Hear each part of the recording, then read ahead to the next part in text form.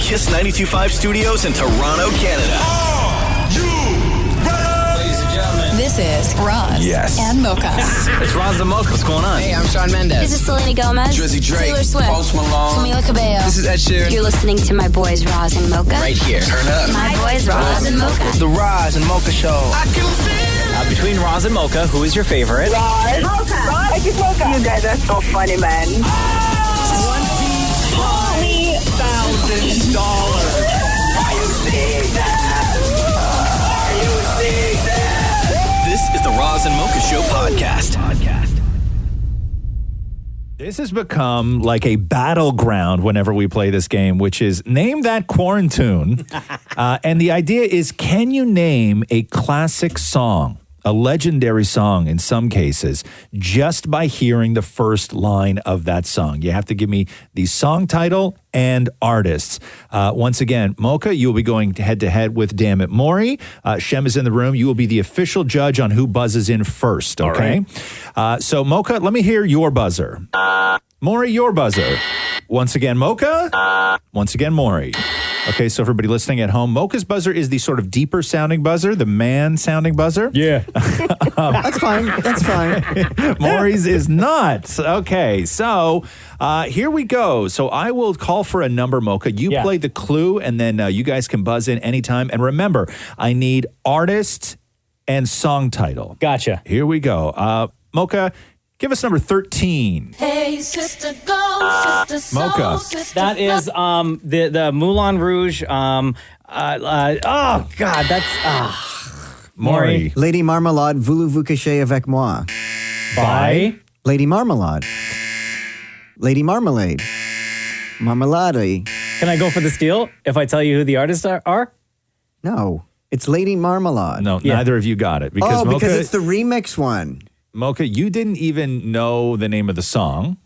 No, I know. Okay. Maury, you still didn't really name Voulez-vous coucher avec moi? No, it's not. Can I? Okay, I know it now. But the point does not count. Okay. But I'll say it.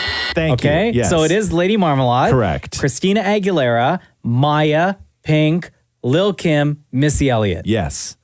Right? There you go. Yes. That's right. No point, But though. no point. No Okay. point, That's though. fine. That's fine. But I know that song. What's up, Maury? Lady Marmalade, it's the original one. This is the remix? No, this is the remix. Okay, so it's not Lady Marmalade. It is Lady Marmalade. Oh, it is Lady Marmalade. The song is called Lady Marmalade. Oh, the song is called Lady Marmalade. Yes. So you're just repeating everything he said. Okay. Give me number 7, Mocha. Maury. It's Elton John, Candle in the Wind. Correct. Ooh. Maury with the 1 point. Shem, you keeping score over there? Sure am. 1-0 Maury. Thank Okay, you. sorry I didn't hear you.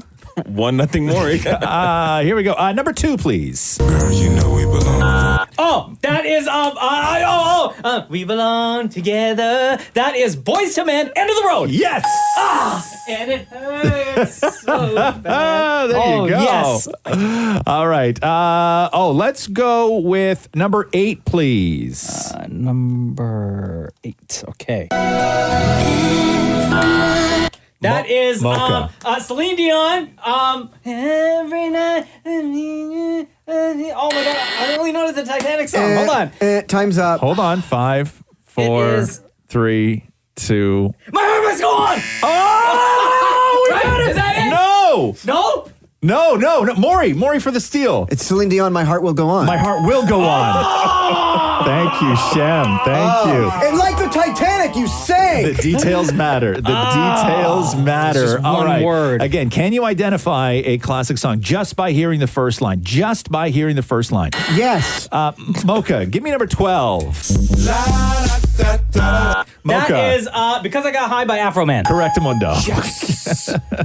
Because I got high. Number 9. When I walk on by, girls be looking like Danny Fly. Mocha. I'm sexy and I know it. By LMFAO. Yes. Okay. You have to give me both, man. Sorry, I okay. forgot. You got to give me both. I get excited. Number 4, please. Okay. Hanson Mbop. That's right. I knew that one. Hanson Mbop. Point to Maury. Give me number 3. think I did it. Oh, Oops, Mocha. I Did It Again by Britney Spears. There you go. Okay, and finally, we'll end on this one. What's the score, Shem? It is 4-3 Mocha. Oh my God. If we do wind up with a tie, we do have a toe breaker. Okay. Mocha, give me number 6. Maury. Counting Blue Cars by. Oh my God. Counting Blue. 5, 4, 3, 2, 1. Mocha for the steal. That is. First of all, it's our song. I know. Snow Okay. Patrol, Chasing Cars. Yes. So there's no blue cars? There's no blue cars, Maury. No blue cars. I don't know where you're going with that, but there's no blue cars. Shem, the final score is 5-3 Mocha. There you go. This is the Roz and Mocha Show podcast. The Earth Day. Yeah, right. Which one is it? It's the 50th anniversary of Earth That's Day right. today. 50, huh? Yeah. Is it sad I only found out about Earth Day like maybe 10 years ago? Really? Yeah. I don't ever remember hearing about Earth Day in school. That doesn't make any sense. You don't remember like Earth Day in high school and stuff like that? No. Used to paint pictures of the globe. Don't remember that. Nothing, huh? Nope. Really? Yeah. Interesting. You know, there's stuff going on, I guess. Maybe. Yeah. Scarborough Tings. Yeah.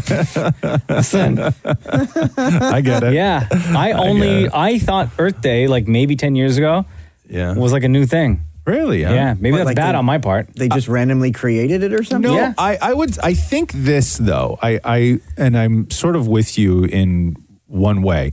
I remember Earth Day, but I don't remember people celebrating quote unquote Earth Day until social media rolled around. Oh, okay. I don't remember people sitting around talking about how they were lighting candles and turning off all the power in their house until people started posting about that on social media. In school, I remember painting a picture of the globe, and the teacher would do quizzes like, "Where is this ocean?" No, You know, I and get blah, blah, blah. no. I get that. Like I remember specifically Earth Day. but specifically like what people do at home.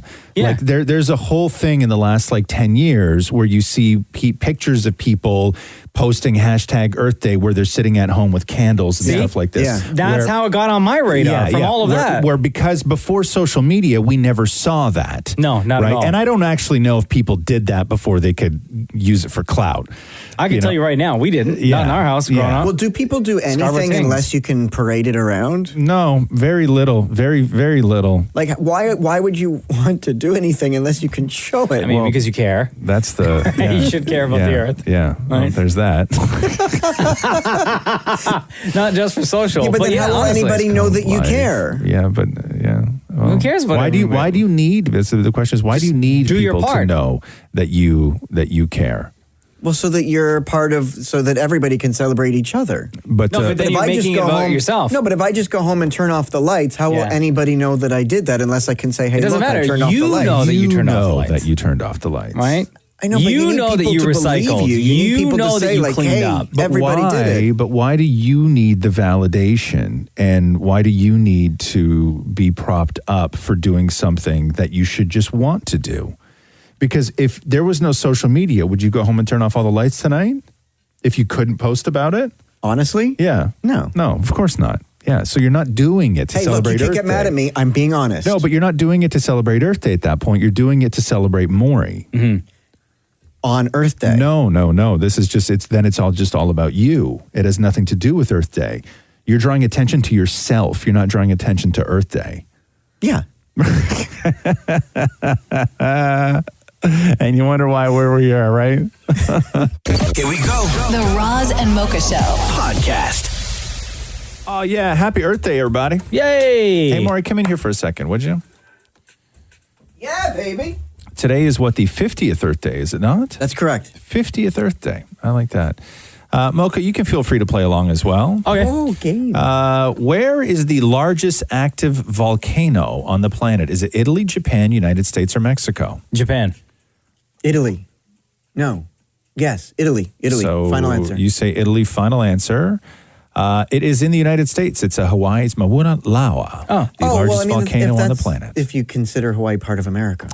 Most people, I would say, do. Yeah, everybody. As in most people. Yeah. Who founded Earth Day? Was it Teddy Roosevelt, James Hansen, Ralph Nader, or Gaylord Nelson? I don't know any of those people. Ralph first Nader? one. The first Roosevelt? Yeah. It was Senator Gaylord Nelson of Wisconsin proposed the gonna be my second idea of guess. a nationwide tech-in about the Good for teach-in, him. about the environment in 1969. Okay. That would have been my next question. When was 50 years ago? Which of these items can be composted or turned into natural fertilizer for the garden? Okay. Aluminum foil, golf balls, or eggshells? Eggshells. Maury, Aluminum foil. you say aluminum foil? No, because it's a Oh. metal. I'm going to say eggshells. Okay, yes, correct. Eggshells. I'm glad you both got that. Which uses the most energy in a home each year? Is it lighting, heating and air conditioning, refrigeration, or heating water?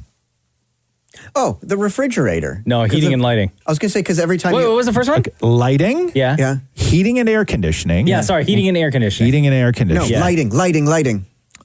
Heating and air conditioning use the most energy in a home. Which of these species are threatened by global warming? Koala, clownfish, the Arctic fox, or all of the above? All of the above. Koala. I guess I get it right anyway. Why? Because if it's all of the above. No, but you didn't get the other two if it's all of the above. Is it all of the above? Yes, it's all of the above. How old is the Earth? 4.5 billion years, 1.2 trillion years old, 624 million years old, or 8.4 billion years old? 600 million. What's that? 600 million. Maury says 624 million years old. I'm going to say trillion. No, that's too long. You are 1.2 trillion, says Mocha. The Earth is about 4.5 billion years old. 4.5 billion years old. You're so young. Which was the first mammal known to have gone extinct due to human-induced climate change? Is it the eastern puma, the male northern white rhino, the dodo bird, or the, I don't even know how to say that last one. I hope it's not right. The puma, the male white rhino, or the dodo bird? The rhino. Yeah, I'm going to agree with the male white rhino. Oh, man, no, it's the thing I didn't know how to pronounce. It's the Bramble K. Melamy? Whatever that is. I don't even know what that is. And one quick one before we go.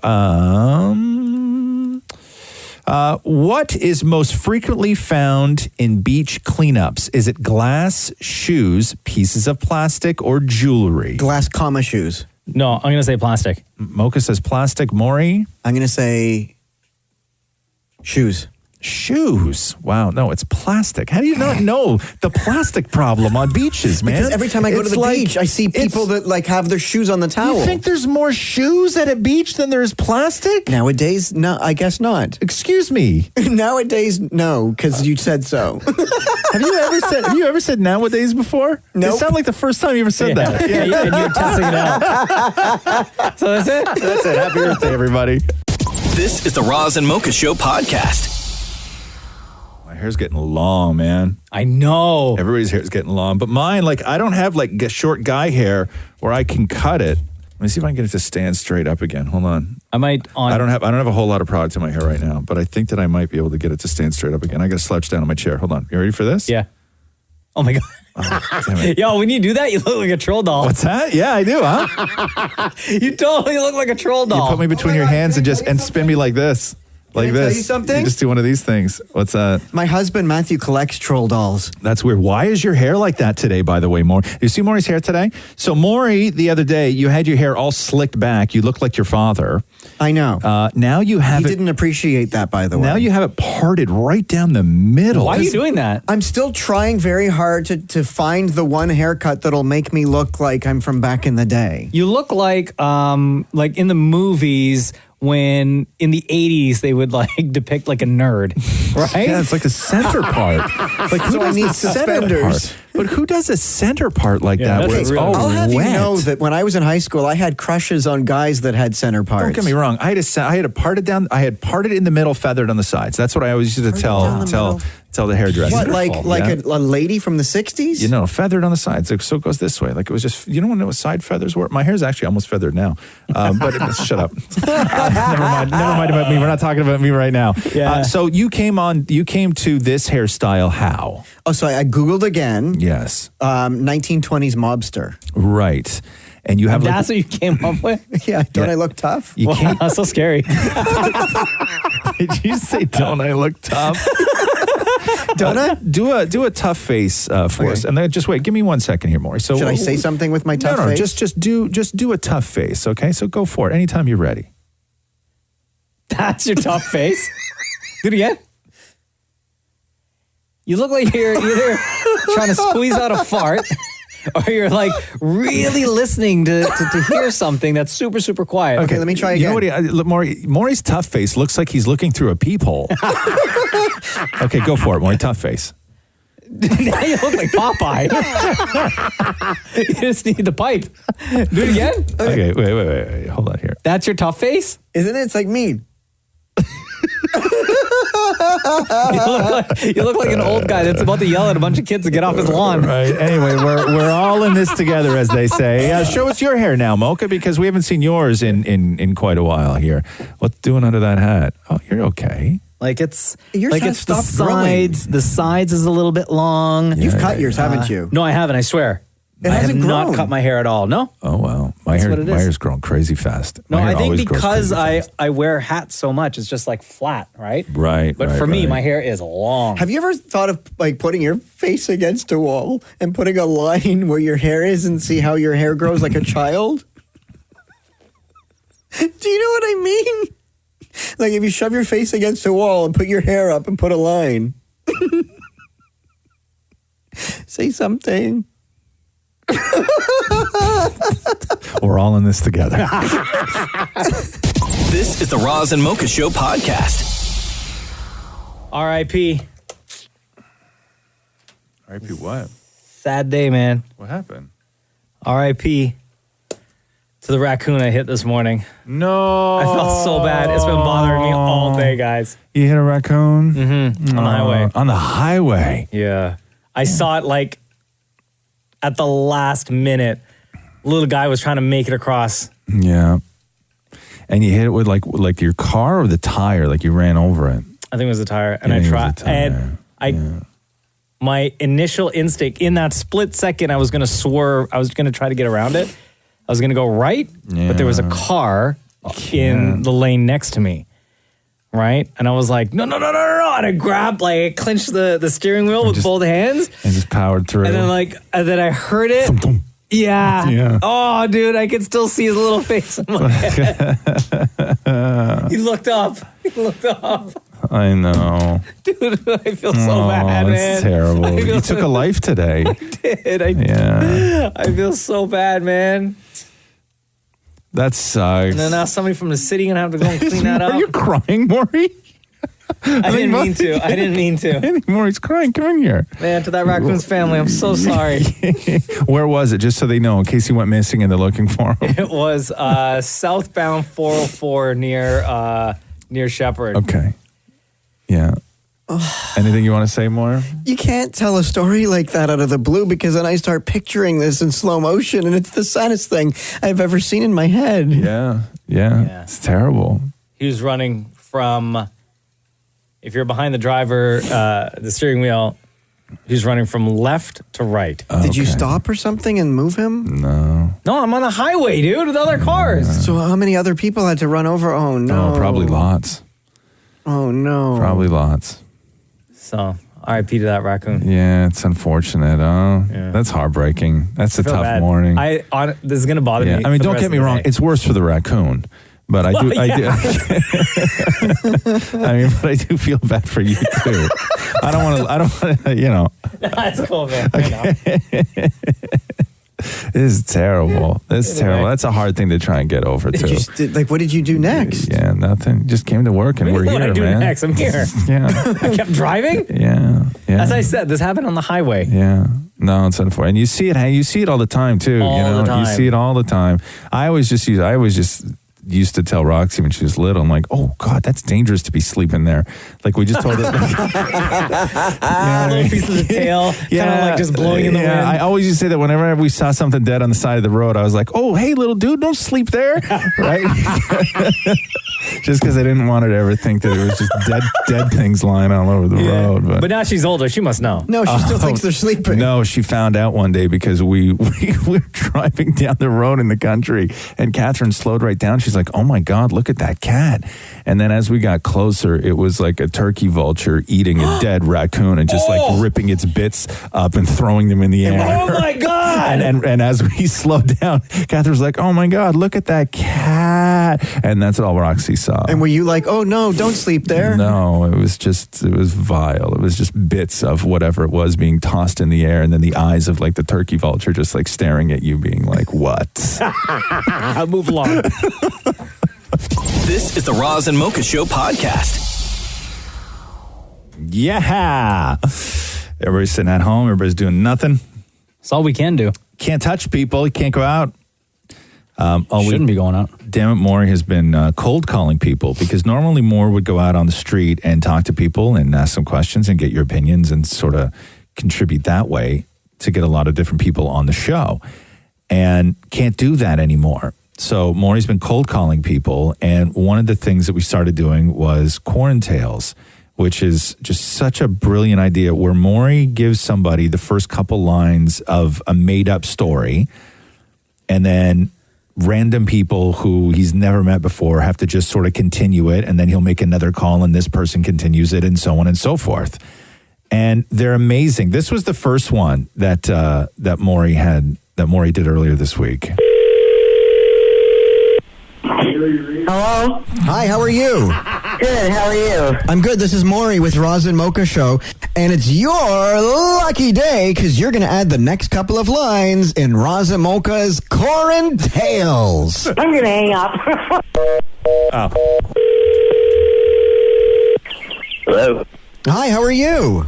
Good, how are you? I'm good. My name is Maury. I'm calling from the Roz and Mocha Show, and I'm randomly calling people. So I'm bringing the city together in a segment I'm calling Quarantales, and we're going to write a story together, okay? I'm going to give you the start, and you're going to give me the next couple of lines that just randomly come to your mind. Are you ready?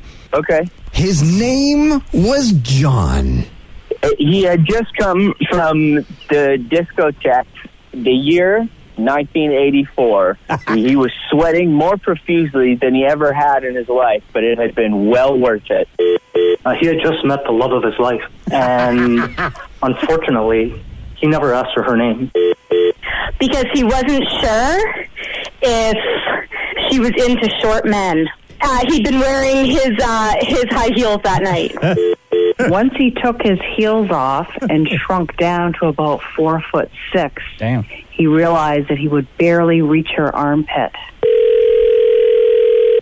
Hello? Welcome to Roz and Mocha's Quarantales. Are you ready to add the next line to the story? Oh. It's Roz and Mocha's Quarantales. The next lines are up to you. He was super glad that he didn't see her again because he did notice that while they were dancing, she had long armpit hairs, which would have gone ahead and tickled his nose if they had gotten in close. The man was walking alone, sad that he was not in love. And as he walked down the street, he tripped over something. It was a can of chicken noodle soup.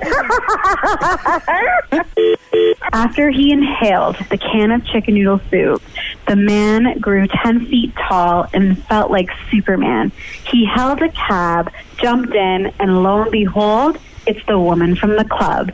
She drove him home. They fell madly in love, and she ended up coming up to his apartment for another can of soup. Oh my God, magical. You have me in tears. Oh my God. Thank you for playing Roz and Mocha's Quarantales. Woo! So good. Now, Amor, how long did those take to put together? 4 hours. And then we said, do you have all the times that people didn't want to play along and that were super pissy that you just randomly called you and or hung up on you? Hello? How is your self-isolation going? Just fine, thank you. Yeah? Hello. Hi, how are you? Pretty good. How about yourself? Are you ready for Roz and Mocha's Quarantine?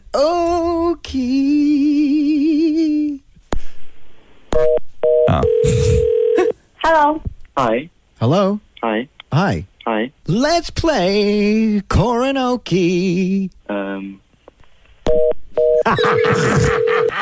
Hello. Yo, yo, yo, it's Little Yoki, and I have an Easter yolk for you. Are you ready? Hello? Hello. Hello, it's Eduardo, the Easter egg, with a joke for you. What kind of jewelry do rabbits wear? Oh, no. God, it's just hours of this, huh? What a diss. Hello. Hello, it's Ed Sheeran, and I have an Easter joke for you.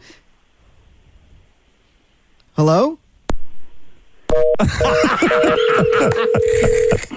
Hello. It's your lucky day, because you're going to add the next couple of lines in Roz and Mocha's Quarantales. I'm going to hang up.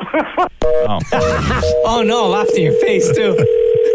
Hello. Welcome to Roz and Mocha's Quarantales. Are you ready to add the next line to the story? Oh. That's a lot of people, huh? Hey, how are you? Good. How is your self-isolation going? Very bad. Oh. It's not good. Okay. Ask others. Have a good night. I wouldn't even let you answer. He had a whole conversation and Maury said nothing. Hi, how are you? Hey.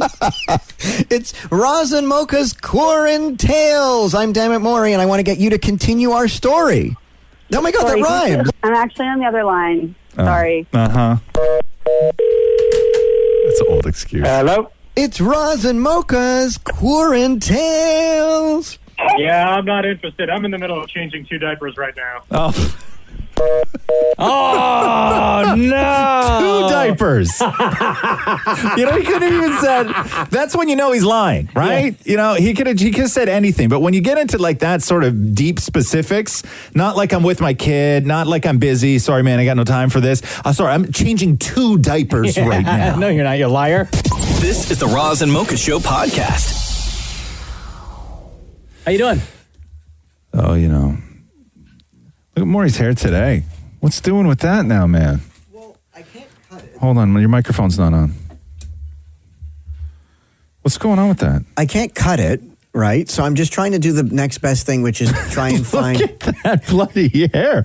What's going on with those bangs? No, so I'm trying to find different styles now to just sort of play, like just have fun and see what works. Right. So today let me I'm just trying describe to do... this. Oh, Go yeah, ahead. go ahead. You go. I was just going to say, I'm trying to do goth. Goth? You know, like those cool kids in high school? Oh, we know what goth is. Yeah. Also, I love how Maury goes goth, the cool kids. Okay, so explain your process now, because it's all just combed forward, right? Yeah, kind of like it's all pushed forward like the like kids. going forward, the way Ross just said. But your goth. But your bangs are very thin, so like your bangs are hanging down, but I see more head than I do bang. Well, because the sort of, I guess I want to say beard lube I'm using to sort of stick everything together. Why do you still not have hair gel? I'm using the beard hold on a lube. second. Yeah.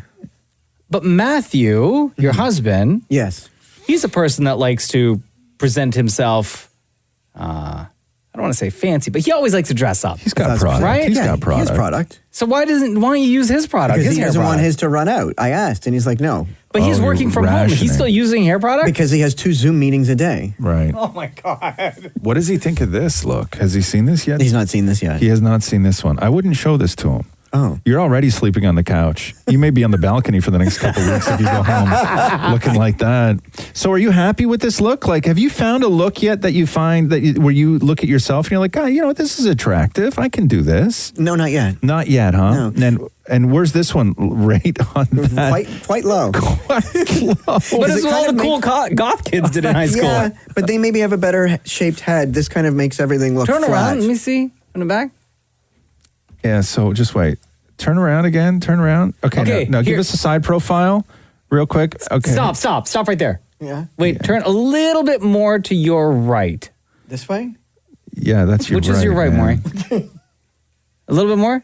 Okay, stop. See that little curly part right there? At the back? Bottom left? Yeah. Yeah. Yeah, I don't know what's going on there. Did you do anything back there? Did you do that intentionally? I didn't touch the back of my head. I I just think that's bedhead. Yeah, so I would say out of the ones that you've tried, this may be my least favorite. I Yours wanted too? to do Mohawk. Yeah, okay. Oh, try that. Yeah. Yeah. You know what? Why not do the spike? Remember the spike when it was very popular when I was in high school? I also wanted to do a blowout. A blowout? Use like a hair dryer and poof it out. Okay, but spike it up tomorrow. Do you mean like little spikes all around? Yeah, like a wet sink. Yeah, a wet look spike. Why don't you go for that? I would try a wet look spike for tomorrow. That might actually suit you better. Yeah. Get that hair off that forehead. I used to have that. You did, huh? Yeah. Surprising. And I had the blonde tips. No.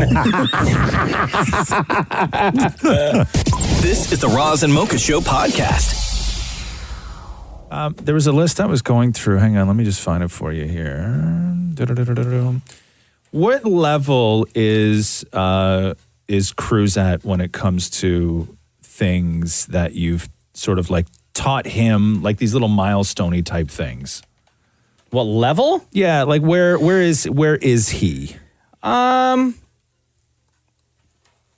Like, because he's a toddler, his attention span is very short, right? Right. So I set up like, not an obstacle course, but like I took masking tape and I placed it all over the floor in long strips. And then I took a couple of strips and I split them up into smaller strips, right? Okay. With the intention of, let's walk this line. Yeah. When we get to the break, you're going to hop, and then we're going to walk this other line. So my entire floor was just covered in masking tape. Yeah. Right? And he did the course like twice. Yeah.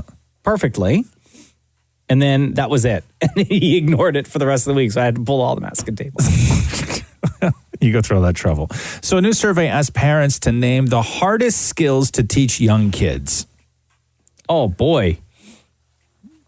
Oh, I know. I got one. Asked parents to name the hardest skills to teach young kids. Cutting with scissors. Because we have like kid scissors. That's a good one. We have kid scissors that and we bought a book that has like the lines around a shape or around an animal or whatever. And he's learning how to cut with scissors. So not on the list, but I fully agree with you that should be on the list. Loading the dishwasher.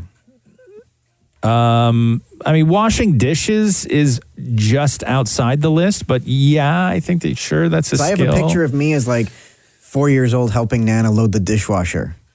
And I'm in my Smurf sweatshirt and I'm putting all the knives and forks in the thing. Yeah, that's what you have to teach kids that stuff. So writing their name is at number 10. Yes. Trying different foods is at number 9. What about drinking from a cup?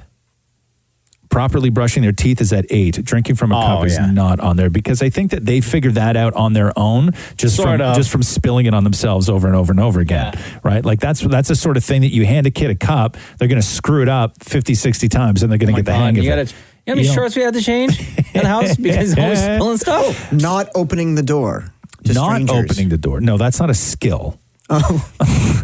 Buttoning a shirt is on the list. Swimming is on the list. Yes, agreed. Telling time is on the brushing your list.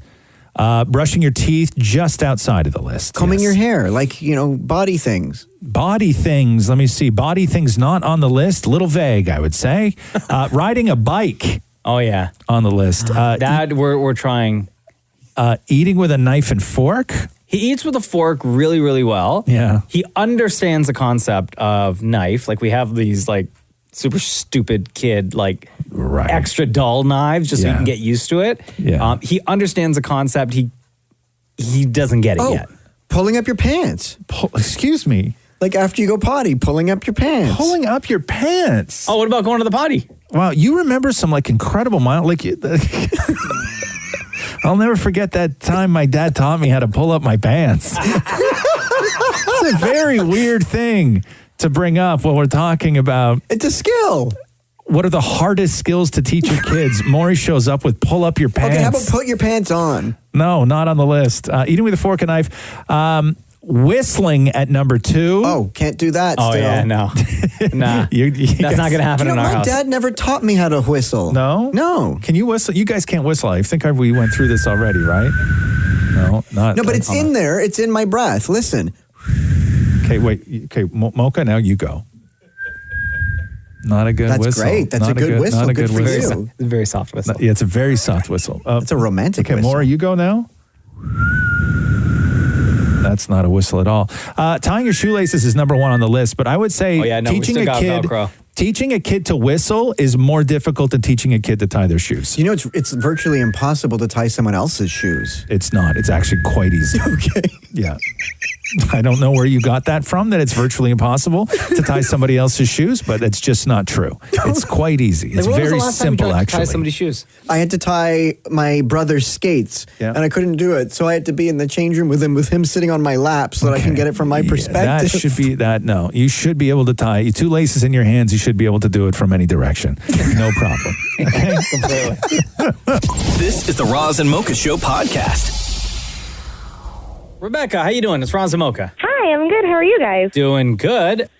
All right, Rebecca, you wrote us this. Hey, Roz and Mocha, fixed my life. My mom got out of a bad relationship 6 years ago and hasn't been in one since. I was wondering what my sister and I can do to get her back on the dating scene.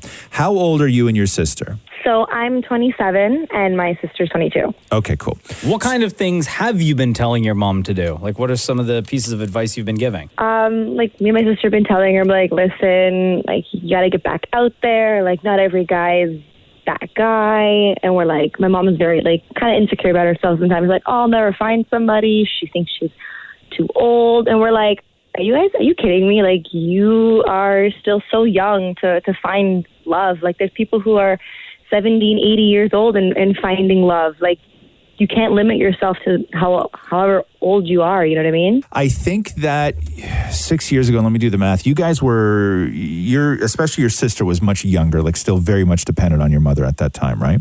Yes. Okay. I think what maybe, and I don't know because I don't know your mom, but I think that your mom probably still has you and your sister and your well-being as her number 1 priority over herself.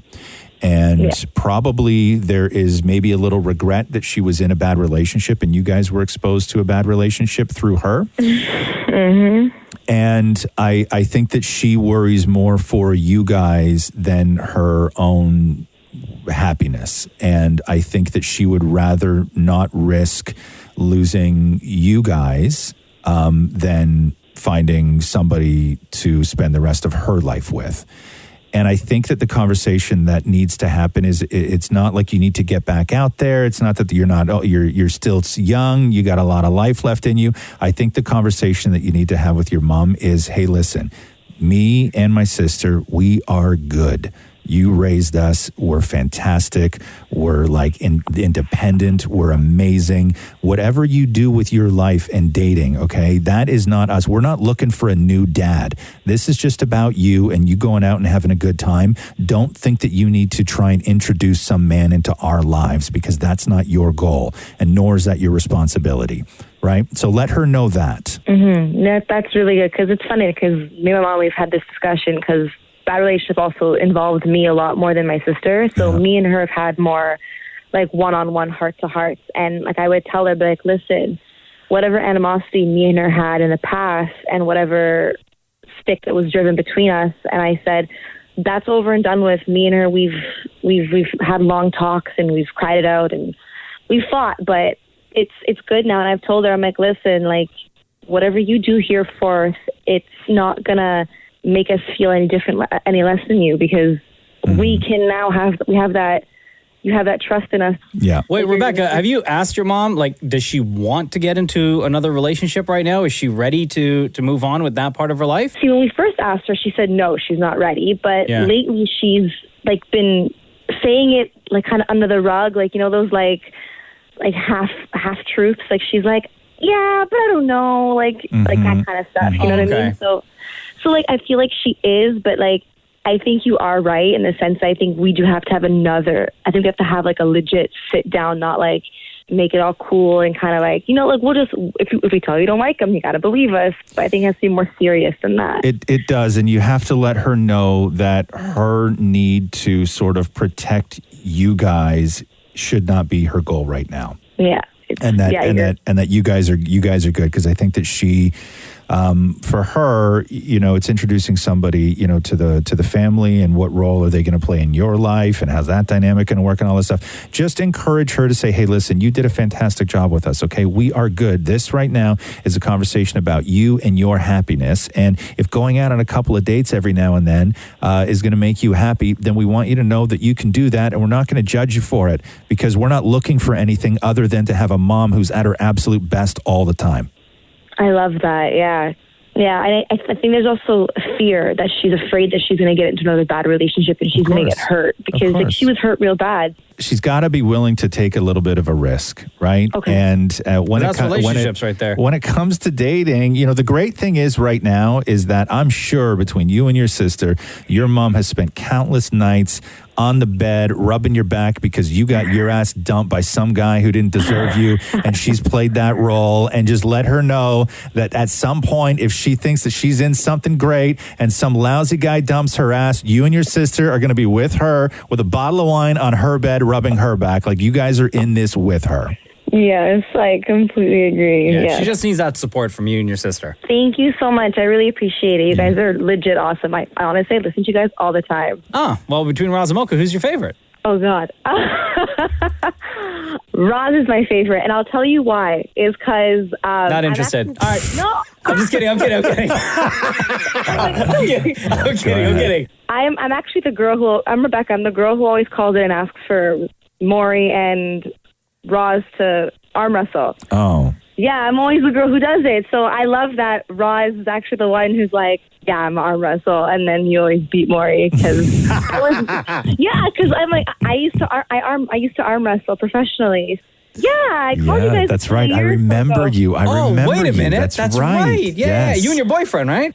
Well, my girlfriend's husband. Oh, your girlfriend's husband. That's yes, right. That's what it was. Yeah. He arm wrestles professionally. Like, he would travel around Ontario, and I would go with them, and then eventually I just picked it up, and I would do it at the same time. That's so it's funny. After we talked to you that first time, for like a week straight, we were looking up in here arm wrestling tables to get in the studio. Yeah, that's right. We wanted one. I didn't realize how expensive some of them are. They are. And it's funny. I went to my girlfriend's like a couple weeks after, and I looked at her husband. I'm like, so can I borrow your table? I'd like to contact Roz and Mocha and see if I can bring it there. And he's like, do you have a flatbed truck? Put it together? And I'm like... They would kill us if we brought one of those in here. I know. We wouldn't be allowed. Okay. Hey, listen, say hi to your mother for me, okay? I will. All right. Yeah. You know what's funny is I actually got her onto you guys. I would always play your podcast when we drive to wherever we do, like during the weekends, and my mom loves you guys, and now she listens to you guys versus whatever radio station she's listened to. Oh, that's amazing. Thank you, Rebecca. You're welcome. Thank you guys so much. I'll always listen. This is the Roz and Mocha Show podcast. Man, we love Ryan Reynolds so much on this show. Yeah, Ryan Reynolds, you've seen the super boring, as he calls it, Conquer COVID-19 t-shirts, and all the proceeds from these are going to help deliver PPE to people in Toronto, Calgary, and Richmond, and all over Canada, to the frontline workers who need it. And he's in this with Haley Wickenheiser. I also love that Ryan Reynolds hates Hugh Jackman. It's hysterical to me. Ryan Reynolds, what's up, brother? It's Roz and Mocha. Hey, guys. How are you? Doing great. How are you doing, man? You staying safe or what? I am. That was totally fake. Hey, guys. How are you, boys? I just had to get that bottle out of my mouth.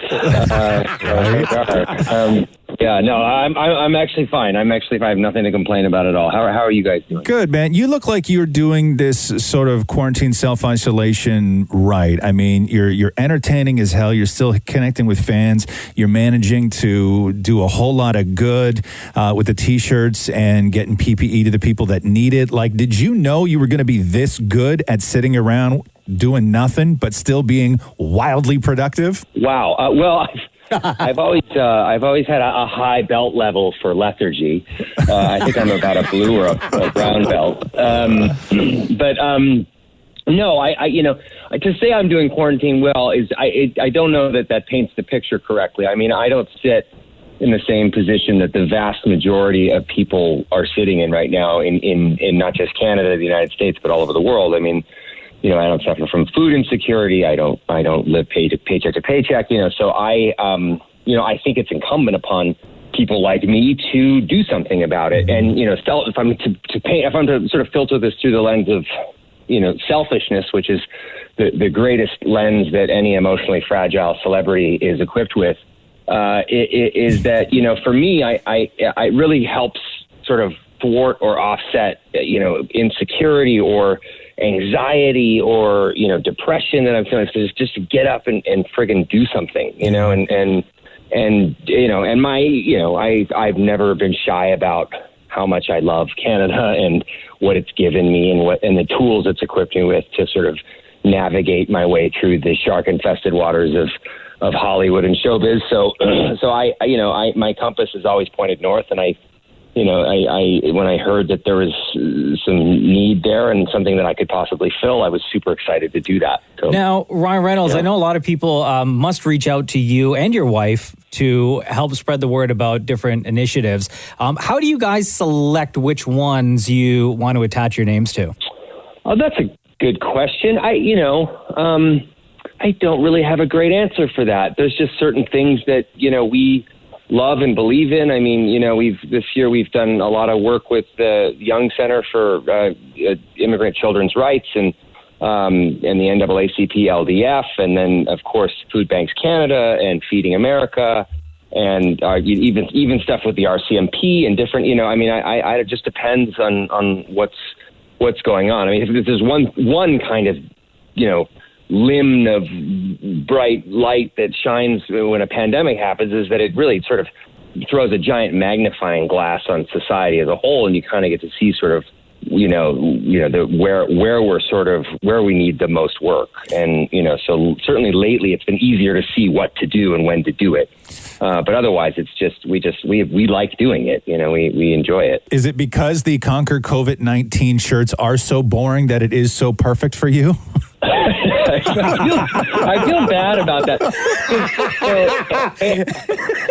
Haley Wickenheiser, national treasure, national hero, international human being of the year. She first showed me the shirts that they were wearing, and I just thought, my God, I'm being lulled into a state of false security right now, just staring at it. And she said, "Can you promote it?" And I was like, "I'll promote it, but I'm going to do it honestly." Yeah.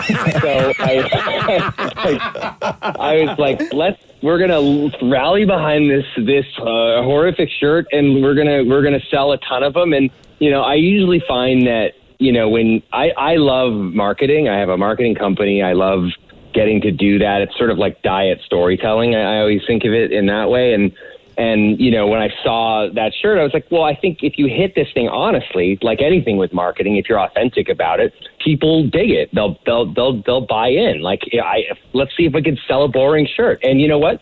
So far, we've sold like 11,000 of them. We have a soft spot for no frills. You know what I mean? Like we dig that up here. That's Canada, man. I agree. Yeah. Don't give me the little, don't give me this soft shoe marketing dance. Just tell it to me like it is. Hey, that's what we do. Yeah. One of the things that I love that you did recently, and I don't know if you have an answer for this yet, but will you be making any more special appearances, like through technology, with Sick Kids? Oh yeah. I mean, I think it's Sick Kids that's telling me to pump the brakes. Wow. Okay. If I could. Yeah, I basically I feel as though if I could do that. Yeah, I guess people sort of tend to do that thing with, people in my industry, and they sort of, don't blow it, or they'll get distracted by something shiny and wander away. But I've always been involved with Sick Kids. I've been involved with Sick Kids since I think 2014, and it's something that's super close to my heart. So if there weren't travel restrictions, then I could actually be in Toronto right now doing this stuff on the ground with Haley Wickenheiser, with the entire volunteer staff of Conquer COVID-19, and certainly with the people at the Sick Kids Hospital. I would. But thank God for technology. Thank God we can do all these crazy things. You can zoom right into these these sessions and hang out with these kids and answer questions and act like an idiot. And yeah, it works out pretty well. I think the only thing that would make this whole situation better is if Hugh Jackman came out with like a really beautiful, highly detailed COVID-19 shirt and started selling that one. I would not put it past that a-hole to be clicking on that right now. Really. I bet his is like a gold-flecked lavender unitard with ConquerCovid19.ca embossed in raised font and lettering. Just something absolutely outstanding. He's probably working on a ConquerCovid19 luge outfit. Knowing Hugh. Because if there's one thing you could say about Hugh Jackman, he does everything very well. Very, very well. Ryan Reynolds, you are truly the best. Thank you very much for joining us on the Roz and Mocha Show. ConquerCovid19.ca is where you can get your shirts right now. Brother, stay safe. Thank you so much, man. Much love to you and your entire family. All right. Ditto. Thanks, guys. Thanks for having me on. This is the Roz and Mocha Show podcast. Saw straight up looting today. You saw what? A looting. Looting? Yeah. So there's a gas station on Jarvis. Yeah.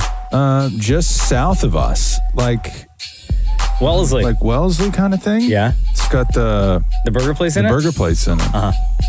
And I was driving up and I was at the light. And I saw like two dudes running out of the back part where I guess you go in to like buy the gas, and their arms were just like full of stuff. No. Right?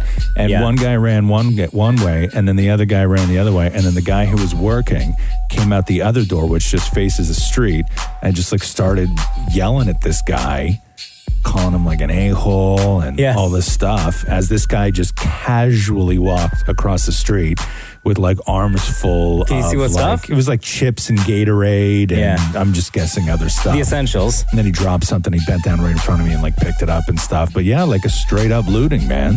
And what'd you do? What could I do? Chase him down. What am I going to do? I'm not going to chase somebody down. Get that Gatorade and chips. No, it's not my job. I'm nobody's hero. So what'd the guy do? What'd like the employee do? Just stand there, or do you turn around and walk back? It was obvious that there's a protocol that when something like that happens, you can't. You don't go after the person. No, because you don't know what the other person might be capable of, or did you film it? Having any weapons on them or anything? No, no, I didn't film it.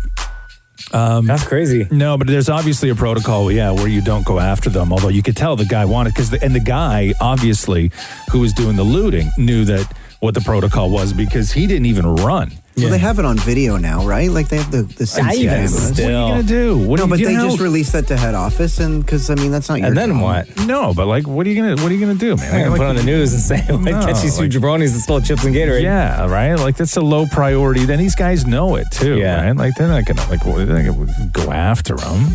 I didn't think things like that happen still. Well, I'm sure it happens a lot, and we just don't know about it. I think it's happening more now. Well, you used to be able to jump over the counter, like if you were the staff member. Now there's the plexiglass, you have to go all the way around. Yeah, no, there was like, and the guy who was working there just like kind of he didn't even close the door behind him. Like he just held the door open and just started cussing the guy out as he was walking away. Because what else can you do? Nothing. At that point, nothing.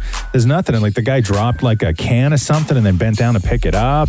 But chips, Gatorade, like how much really in value? Not much. Well, it doesn't matter though, right? They're still stealing. Stealing. Looting's looting. And I'm just wondering if if this is just sort of unique to that individual, or if this is because of everything that's going on, because people are in so much. I think knowing the neighborhood that we're in, right, I think it was just a couple of guys who were maybe smoking a little bit of weed and walked in that store and decided no, they were not high partiers. Oh no, not at all. Not partiers. No, but like no.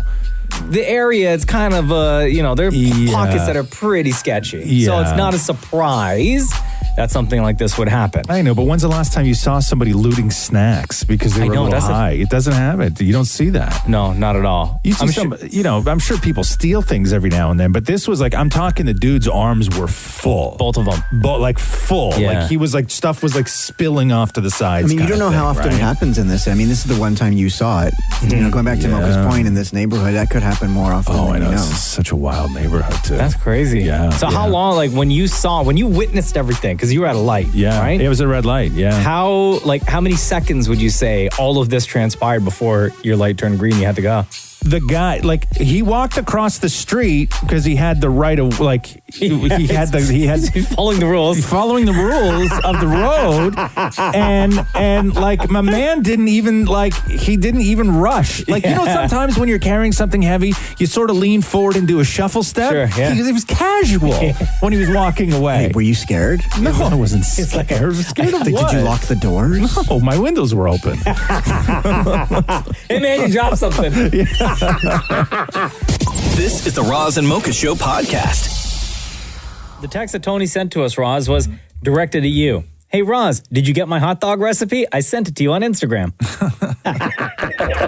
I was listening to your podcast and listening to Roz's recipe, and I thought, yeah, that's pretty good. But yeah, there was you have a better way of cooking hot dogs? Yeah, it's kind of you can only have one a week kind of thing because it feels really heavy, but it's good. Wow. Okay, so just to recap. No, so I was saying that the perfect hot dog to me, and it's a bare bones hot dog, right? It's a traditional boiled hot dog. Yeah. You can fry it in a pan with a little butter. You can do a lot of stuff, but I was just talking traditional bare bones boiled hot dog, right? And you just take a pot of water, fill it full of water, boil up the water, throw the hot dogs in, and then on top of that pot, you put your vegetable steamer, right? And you take your vegetable steamer and you put the vegetable steamer on top of that hot water, and in that vegetable steamer is where you throw the buns. And then you put the lid on, and as the hot dogs are cooking, you quickly steam the buns. The buns do not have to be in there for a long time, but then you take them out, you slap the hot dogs inside the buns, and everything is just like that delicious, soft mush that just disintegrates in your mouth like cotton candy. Okay. And it's a wonderful hot dog experience. So, Tony, your recipe for your once-a-week hot dog is what? Well, it's just, and Roz kind of went there a little bit, but yeah, so what you do is instead of adding a lot of water to your hot dog, this is basically like a dry method. So instead of doing a lot of boiling, you split the hot dog down the middle, right? And it's got to be a big hot dog, not like the little tiny, the ones you cook out by the fire, but a nice big one. I disagree, man. I disagree. The little wiener's the superior wiener. I'm not going to go there. So I can hear Maury in the background. He's loving it. All the wiener talk. So you split the hot dog down the middle, add the butter into the frying pan, right? And then you're going to fry both sides of the hot dog, right? So you got like a nice good coating of butter and a little bit of crunch on the inside of the hot dog. And then with the bun, you're going to butter the inside of the bun, right? And then you're basically going to do almost like a grilled cheese type thing. Like you're going to fry the inside of the bun so you have soft on the outside, crunchy on the inside. Interesting. Yeah. Interesting. Yeah. And then, so now that you've kind of butterflied the hot dog, when you put it in the bun, now it's like the perfect little pocket for all your fixings, right? Oh, them fixins. And then what fixins are you putting on it, Tony? Me, I'm basically like just a mustard guy and maybe relish. It's interesting. So you're very much into the mutilation method, which is you slice the wiener like right down the middle and cook it in two halves. I'll tell you what makes me nervous about your bun technique. What's that? Toasting the inside of a bun, buttering and toasting the inside of the bun requires you to overextend the spine of a bun. And that will lead to a full split. And I understand where you're going. There's for sure. nothing worse than when somebody hands you a hot dog and the bottom of the bun is split. Yeah, then it's a sandwich. There's no excuse for that. Absolutely, I agree 100%. So it's your cutting technique is a big thing. I understand. Now, what kind of bun are you using? Are you using like fancy buns that you cut your own self, or are you using just buns out of a bag? No, not out of a bag. Like I'll go to I don't know if I can say the name of the place, but who cares? Just say it. Okay, say it. Yeah, like a Bun Master. Yeah. Right, and I'll just get like their hot dog rolls. Yeah, and just cut it so that even if you have to press it down and force it open by hand, kind of thing, because like you said, you don't want to, right? You don't want to. No. It's not. Come on, guys, grow up. It's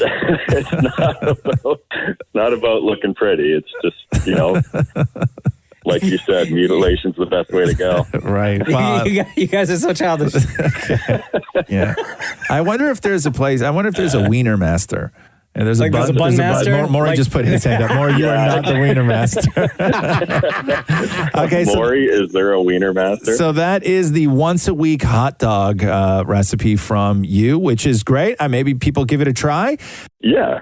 Hey, Tony, we appreciate the text and thank you for listening to the Roz and Mocha Show. Guys, you're both amazing, and yeah, you bring so much fun to everybody's day, and especially during these times. Thank you so much. Thanks, man. Between Roz and Mocha, who's your favorite, though? Wow. I'm kind of in the same, elderly age as Roz, so I kind of got to follow that, right?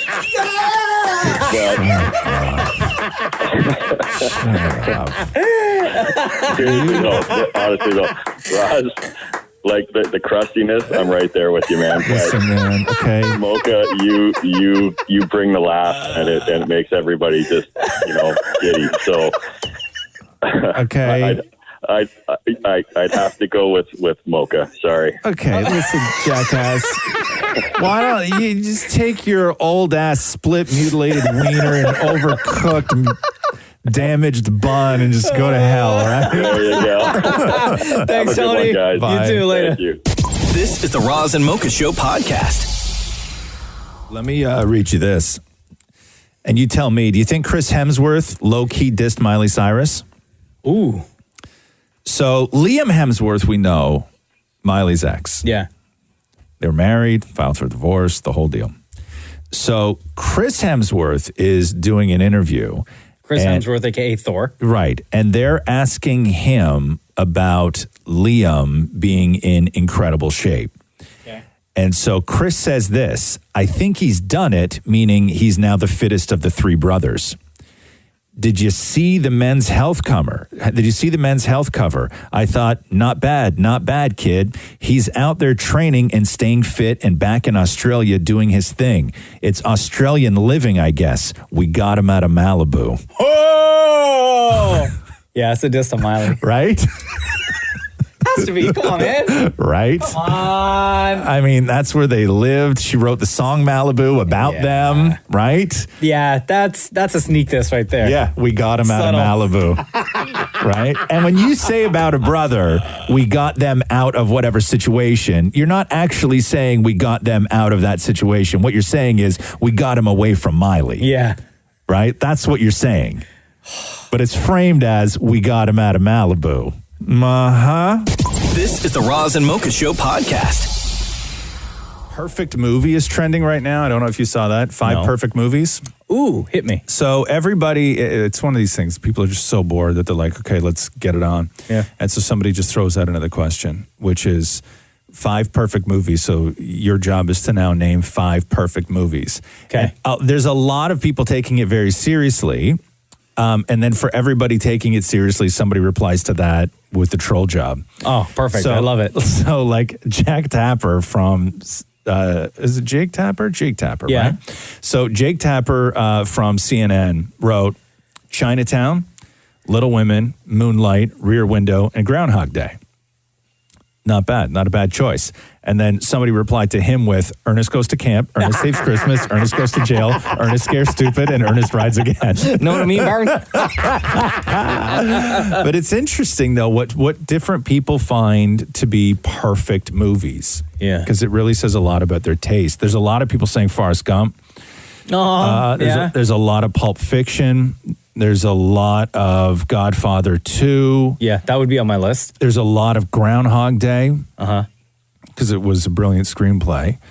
There is a lot of Empire Strikes Back. There's a lot for Jaws. There's a lot for Shawshank. Ooh, so good. There is a lot for Inception, Parasite, which just won all the Academy Awards. What do you missing some of the good ones? Like what? What's a 13 perfect going movie? on 30 is one of my favorites. But not your favorite movie. What is a perfect movie? It's 5 I also perfect think, movies.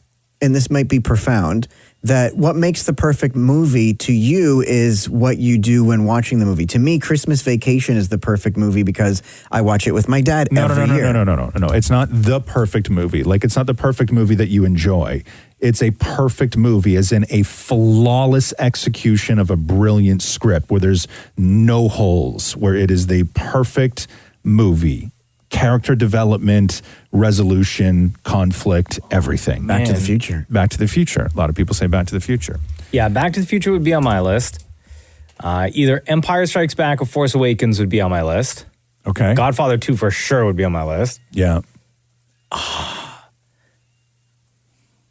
Scarface and Goodfellas. Scarface is not a perfect movie. For me, it is. See, but That'd that be goes my back to perfect what I movie. said. But Not it- what makes a good movie for you. That's what Roz said. No. But Mocha knows it's not a perfect movie. Then you can't just say, well, for me, it's a perfect movie. This has to be what would be considered a perfect movie. Like, what is a perfect movie? Like Scarface. Scarface is not a perfect movie. Tells the story of the American dream. What about Wizard of Oz? Yeah, There's no holes in that. Well, the whole thing is just kind of dumb. That's one massive It's hole. perfectly dumb. The whole thing is a massive hole. I would say Ferris Bueller's Day Off is a perfect movie. Oh, that's a classic, yeah. Just a perfect movie because there's just nothing that you can punch a hole through with Ferris Bueller's Okay, Day Christmas. Off. I'm going to go back to Christmas Vacation. Punch a hole in that. Go for it. Well, first of all, Christmas Vacation is, It's I would hilarious. say, 1/10 as good as the original Vacation. Okay, I don't know what that means, but it's better. You don't know what I don't know if I can make that any more clear. No, right? you know what I can't. mean? You really There's- can't. There's no other way to say that. Well, 1/10 is a small number. Yes. Okay, here's the question. How small is 1/10, Maury? Right, it's such a small percentage of it being a bad movie. Not once did he ever say me. percent. No. Okay. It's a good movie. There's no holes. Okay.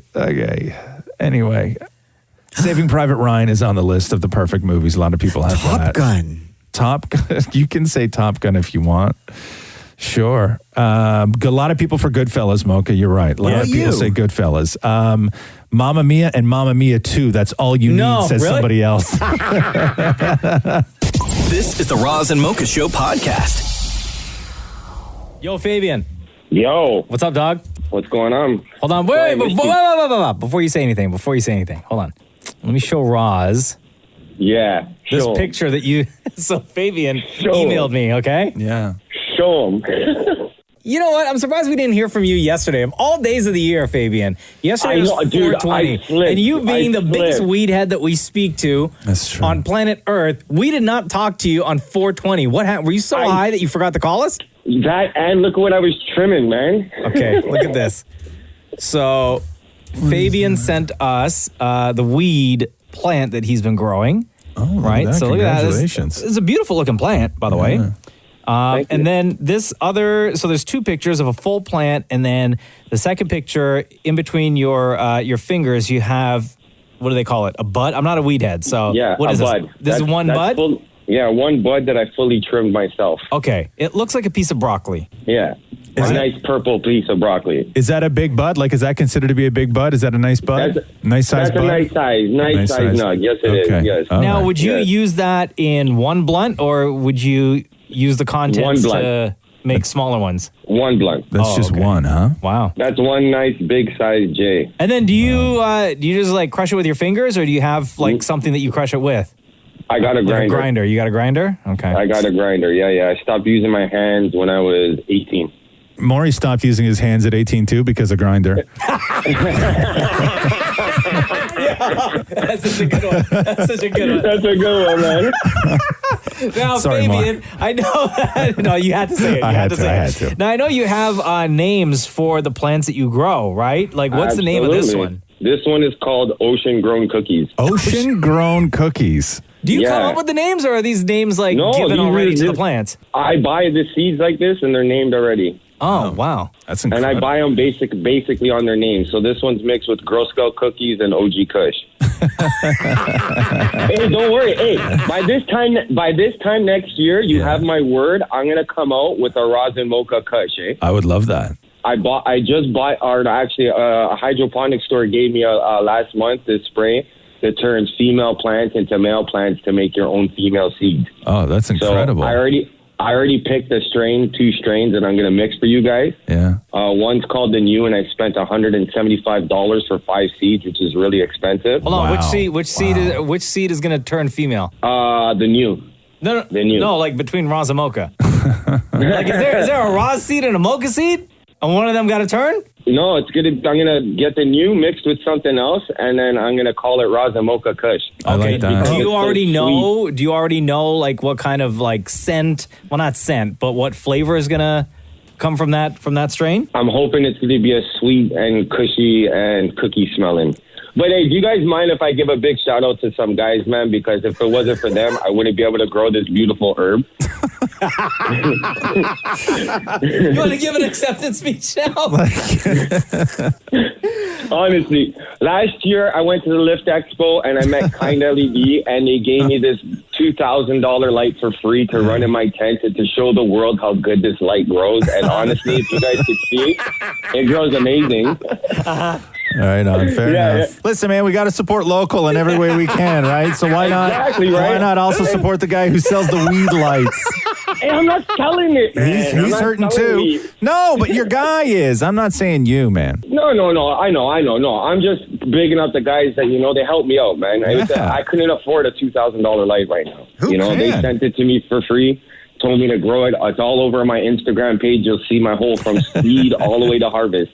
Perfect. I love it. All right, Fabian. I love you guys, man. I'm so sorry I missed you guys yesterday, man. Honestly, I was so depressed all day yesterday because I was like, What? It's not surprising that on 420, our biggest weed head fan in the entire universe forgot to call us. You know what I'm saying? I felt so bad, man. That's why I made sure I sent you some pictures. I called today. Hey, all month is 420. It's April flipping to 2020. All month that's is right. 420. That's right. All month is 420. You're absolutely right. Absolutely. All right. All right, Fabian. I love you guys. You don't know that, man. You guys are so awesome, man. Keep doing what you're doing. The city appreciates you guys at this time. Trust me, man. Trust me. You keep us sane, man. Thank you so much. This is the Roz and Mocha Show podcast. Hey, Webb. Hi there. How are you? It's Roz and Mocha. Good morning. I'm good, thanks. How are you? Doing good. So this is super long distance Roz and Mocha Fix My Life. How are things in Perth, Australia? Yeah, things are good here. The government, I think, is doing a good job where we are. We actually had 0 cases of new infection the day before. That's great. You wrote us this, Web. Roz and Mocha Fix My Life. I'm currently, as Mocha just said, in Perth, Western Australia, away from my wife and 2 kids. Mother's Day is coming up, and I would love to give something really special to my wife for Mother's Day. She's a great mom to our kids, and it's been really challenging for her in this time of COVID-19, doing it all alone. So I want to show her that she's appreciated and loved for all that she's doing for our family. Please fix my life. With all the stores closed and me being away over here, what would you suggest as a good gift? So you're in Australia for work, or what? Why are you? First of all, where's your wife? She's in Toronto. She's in Toronto, North York. She's in Toronto. You're in Australia. Are you there for work, or how long have you been away from her for? Yeah, I came here in December just for short-term work. It was going to be a 6-month kind of deal. Gotcha.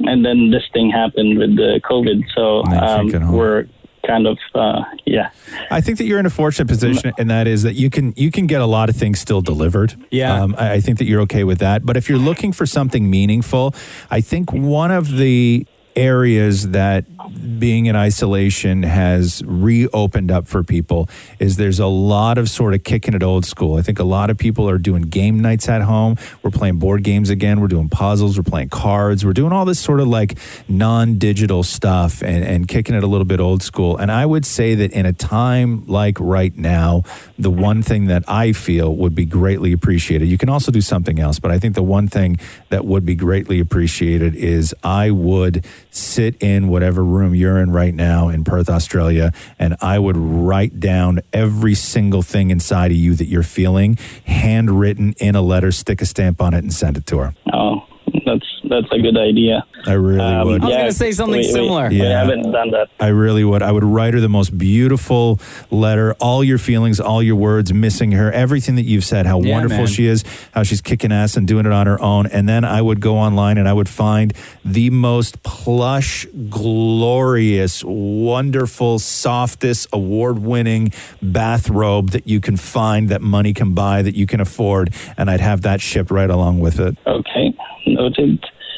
bathrobe. Not sure if she's more of a bathrobe kind of person. You know, but, it's just cozy though, man. It's like cozy. Like I think she would appreciate it. Yeah, you gotta go for like something that just makes her feel good. Because then when she looks at that item, that bathrobe or whatever it is that you decide to get for her, she's going to think of this moment in time right now. She's going to think of you. She's going to think of the nice, sweet gesture that you tried to make her Mother's Day, which is different this year from any other year, a lot more special. And I agree with Roz. I was going to suggest something similar where you just make a handmade card and everything that you wrote to us, you write to her, but in greater detail because you know your relationship. Yeah. What is she like? What is she into? Is she into clothes? Is she into shoes? What's she into? What's her thing? Basically, I know she loves clothes. But basically, since having family and all, she actually kind of pushed that back, put it in the back burner. Yeah.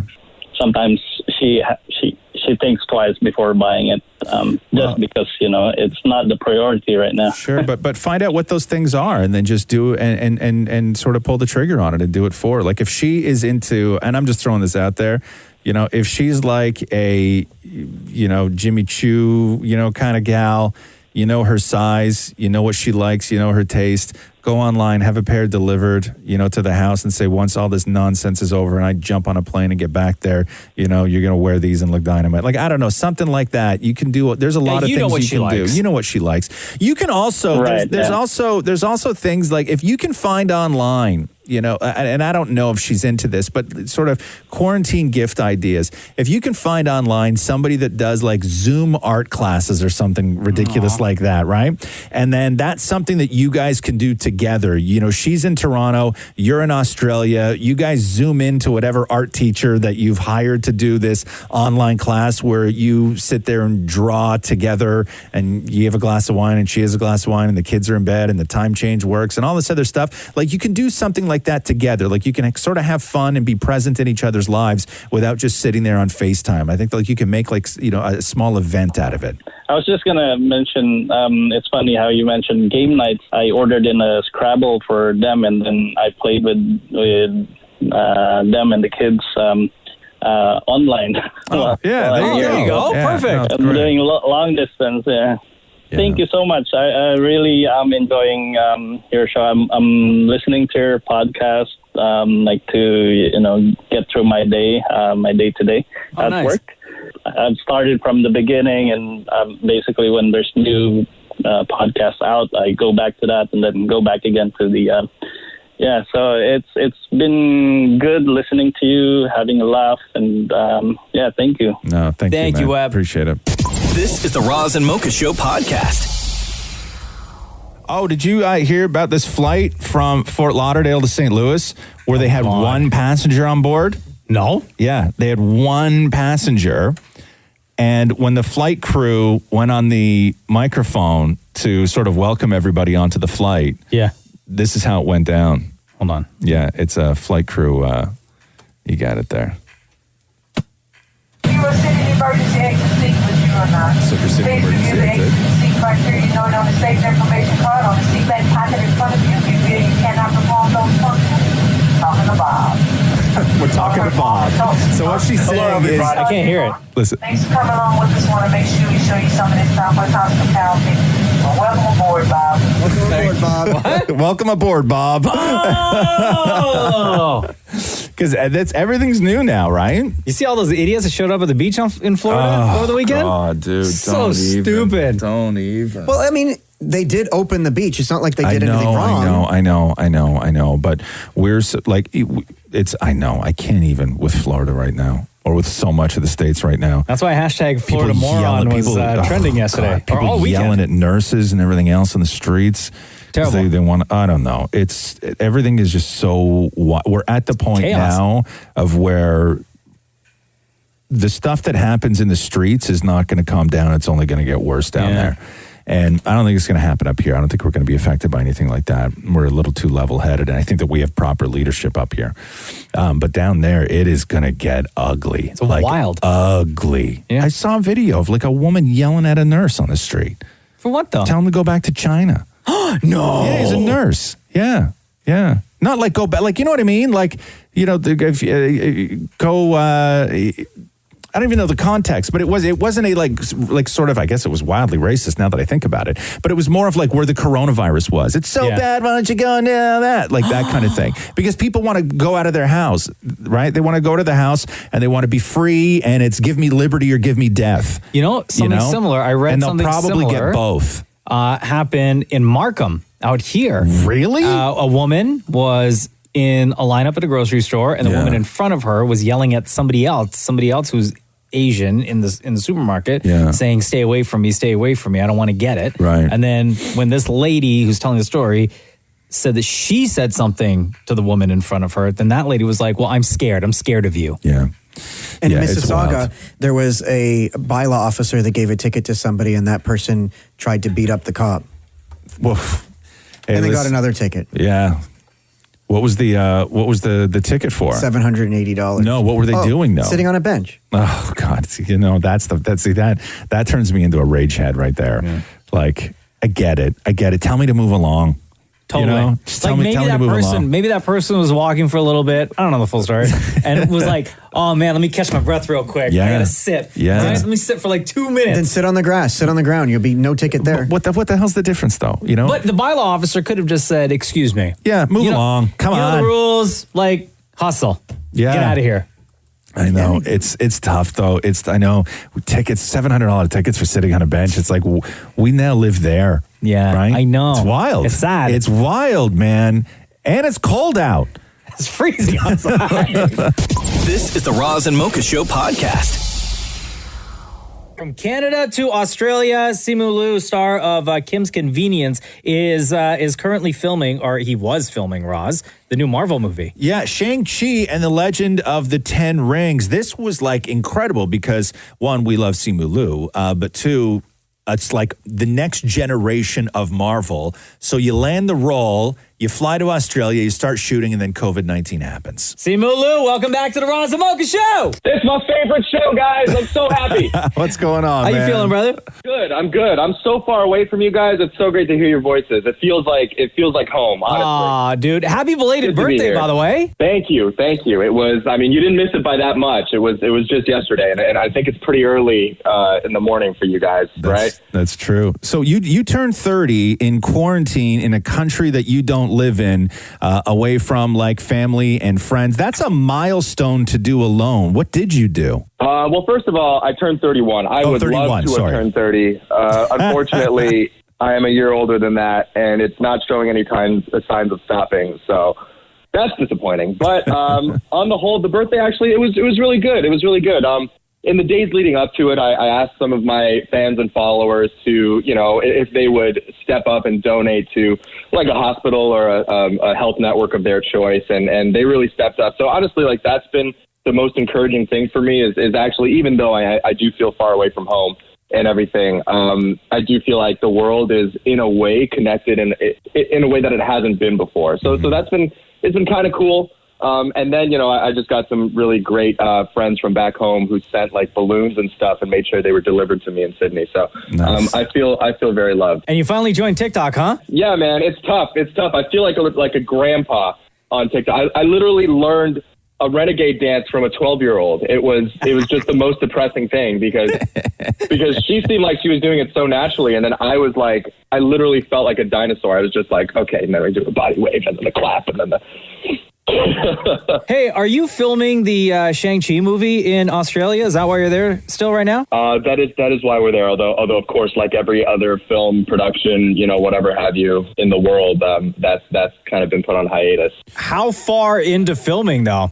We were like a good chunk in, and then you know, one day, you know, you kind of show up to work and they're like, hey, just like taking a precaution, we're going to take a couple days off. Few people are going to get tested, and we're like, oh yeah, no problem. Like, way to, you know, we got to play it safe. That's good. And then a couple days later, when we're supposed to come back to work, they're like, actually, it's going to be a little while. And then, you know, I feel like the whole world is experiencing that at the same time. It was like every day more news was coming out, and the situation was getting progressively more like serious and dire. How do you manage to keep your Marvel body going while you can't go to a gym? Yeah, that's a really good question, man. To be honest, because we're all just sitting around gaining 15 pounds during all this, but like you can't. Oh, but I can. Oh, let me tell you. No, look. We don't know when we're going to be back. All right, it could be months. I mean, who am I to put myself through that kind of mental anguish and torture? If the return date is like 5 or 6 months from now, that means I've got at least 3 or 4 months of good, solid junk food eating left to do. Now, I'm sorry for those of you listening at home who are looking for reasons to be motivated to work out. You're not going to get it from me. I love cake. So that's my Marvel diet right now. All right. What happens, because you're in the middle of shooting and you're the first person we've talked to that's in the middle of a large production that was shooting. Normally with actors and directors, everybody has their sort of schedule, presumably for the next even couple of years, all laid out. When everything is backed up, there are presumably deadlines, maybe like around Christmas or early spring, that people can't move. Like, aside from not being able to go and finish Shang-Chi, what else is this affecting probably for like the next couple of years? Well, I do this other little show in Canada called Kim's Convenience. Exactly. And obviously Hell yeah. Obviously that's been affected too. So, we were in a situation before where the shooting timelines worked out, and now, it's up in the air, but really, like, nobody has any answers. Nobody's going to have any answers for a little while. So I think it's like you make a choice just to like not get caught up in the chaos, and you just take it a day at a time. It's good to know that you guys are still at it, though. I mean, honestly, I think Toronto needs Roz and Mocha just to like maintain some semblance of sanity, We hear it's crazy because we hear that a lot, and the only thing we want to do is we just want to come on because they're still driving in and people have to do some really rough jobs, and so we come in and we do this because it's like we asked people what they wanted from us, the show, right? And what they had said was just consistency, just be the escape that you guys are, and it's working out. But I mean, we may be having fun and we're goofing and everything else, but everything we do is to just probably give somebody a little bit of sanity who's got to do a job that is just so extreme right now. Of course. I mean, that's the sort of the whole thinking behind going on TikTok too. I'm just like, I feel like I just don't know what else to do other than to like just keep kind of trying to make people laugh and smile. And if somebody gets a chuckle out of something I do or how terribly I dance, then I will have done something right. I joined TikTok as well. I haven't posted anything. Oh, but I think I have one follower. That's it? I'm terrified to post on TikTok. TikTok to me, you're what we call, I don't know, man. TikTok frightens me. You're what we call a boomer. There's not many boomers on TikTok. Shut your mouth. Shut your mouth, boomer. Listen, punk. I am straight up Gen X. You jerk. Simu Liu, it's so great catching up with you. Thank you very much for taking time out of your day to hang out on the Roz and Mocha Show. You stay safe out there in Australia. And one final question. Since you are out there filming Shang-Chi, or you were filming, it's on hiatus right now, the new Marvel movie.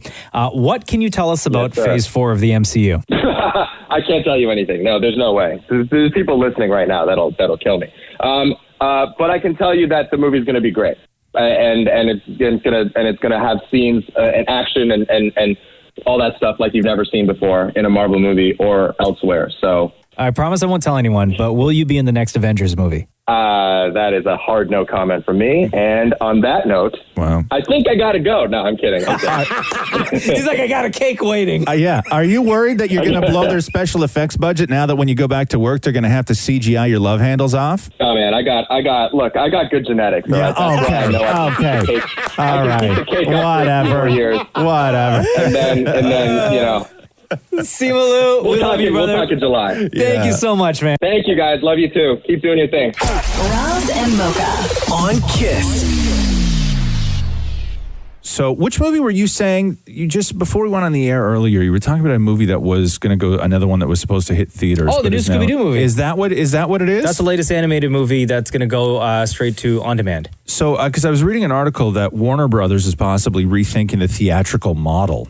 And now there's no definitive anything on all of this, but with the way things are going in certain areas, heavily populated areas in the U.S., New York, Los Angeles, so on and so forth. Yeah. And certain states are going to allow, or the plan is to allow movie theaters, like Georgia, they want to open movie theaters on April 27th. So Monday, right? Oh, wow, yeah. But that doesn't say anything about how many people are going to actually go to the movies. Right. So you have two things. You have movie theaters are closed, and then you have the willingness of individuals to actually go and sit in a theater. So it's not enough for movie theaters to be open. You have to wait for the public to decide to return to the theaters. And have that trust. And so the idea is that they may be rethinking the theatrical model. And what that means, I don't know. Could it mean that movies like Wonder Woman 1984, could it mean that the new Chris Nolan movie, which is also set to be released on July 17th, those huge movies could also be sort of a hybrid of on-demand and theatrical, or are they just going to keep pushing movies? I think they're going to keep pushing movies because I think more people... Let's say they still do a theatrical release, right? And 1 month later, it's available on demand. Yeah. For me, I would be willing to wait the 1 month to watch the movie. Unless it was something that I was really, really looking forward to seeing in the theater. Right. Right? Like for example, when Endgame came out, I wanted to see that in the theater right away. So a movie like that, I wouldn't wait 4 weeks to watch at home. I would want to see it when everybody else in the world. But would you go to a theater? Not now. Not now. No, absolutely not. So the problem is that people still have to make money. Like you have to like at some point they have to turn a profit on Wonder Woman. No, I know. Right? You can't hold it indefinitely. They have to figure out a model that somewhat works. All these big multi-million-dollar movies that it took to make. Yeah, they're going to have to put it in theaters. So what's the problem? When? That's a question. And when? We don't know when this is going to end. And the problem is that they don't want to open a movie to an empty theater. You can't release Wonder Woman. You can't release a movie like Wonder Woman and have the published box office on Monday morning say that it made $8 million. Yeah. You can't do that. You can't. It's like so beyond the scope of what is acceptable. What's the best case scenario if they release it, let's say, straight to on demand? They're not making $8 million. No, I don't know. Right? Yeah. Like how do you record those weekend box office numbers? Do they do combo thing where it's like if you buy the on demand viewing plus this amount, you get the tickets for when it does come out? Like you pre-buy? Sure, maybe something like that. Like an incentive? Put some sort of weird package together for you, right? I don't know, but it's an interesting place right now because some theaters are going to open on Monday down in the States, but that still doesn't mean, one, there's no movies for June. Some theaters are going to open on Monday in the States, but do movie companies want to open movies to empty theaters? Do the movie stars still make the money for this, or are they waiting for it to be released too? They've made the money already. Yeah, Gal Gadot's paid. Now, a lot of stars who front these big, huge movies get money off the back end, which will drastically be affected. Somebody like The Rock. By this. Right? Yes. Like his Jungle Cruise movie. Yes. That was supposed to come out this summer. Like it could cost The Rock, $5-6 million. Yeah, because it's his production company that is behind this. Well, I have a feeling that's not a lot to him. Well, believe me, $5-6 million to any millionaire is a lot of money. Yeah. This is the Roz and Mocha Show podcast. Next month, there's a bunch of stuff coming and going from Netflix. Because everyone, we're all looking for stuff to watch, whether it's new stuff or old stuff. If you're interested, Roz, Ace Ventura, Pet Detective is coming to Netflix. Back to the Futures 1 and 2, Charlie and the Chocolate Factory, District 9. Madagascar. Oh, yeah, I love that movie. Part 2, Escape to Africa. It's a good one. On the TV side of things, Season 2 of Dead to Me with Christina Applegate. I bailed on that show. Did you really? I liked it. I bailed on it. How far in did you get? Like 4 or 5 episodes. Really?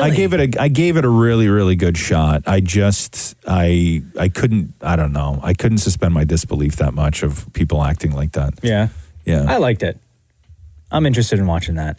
Riverdale Season 4 is available on May 14th.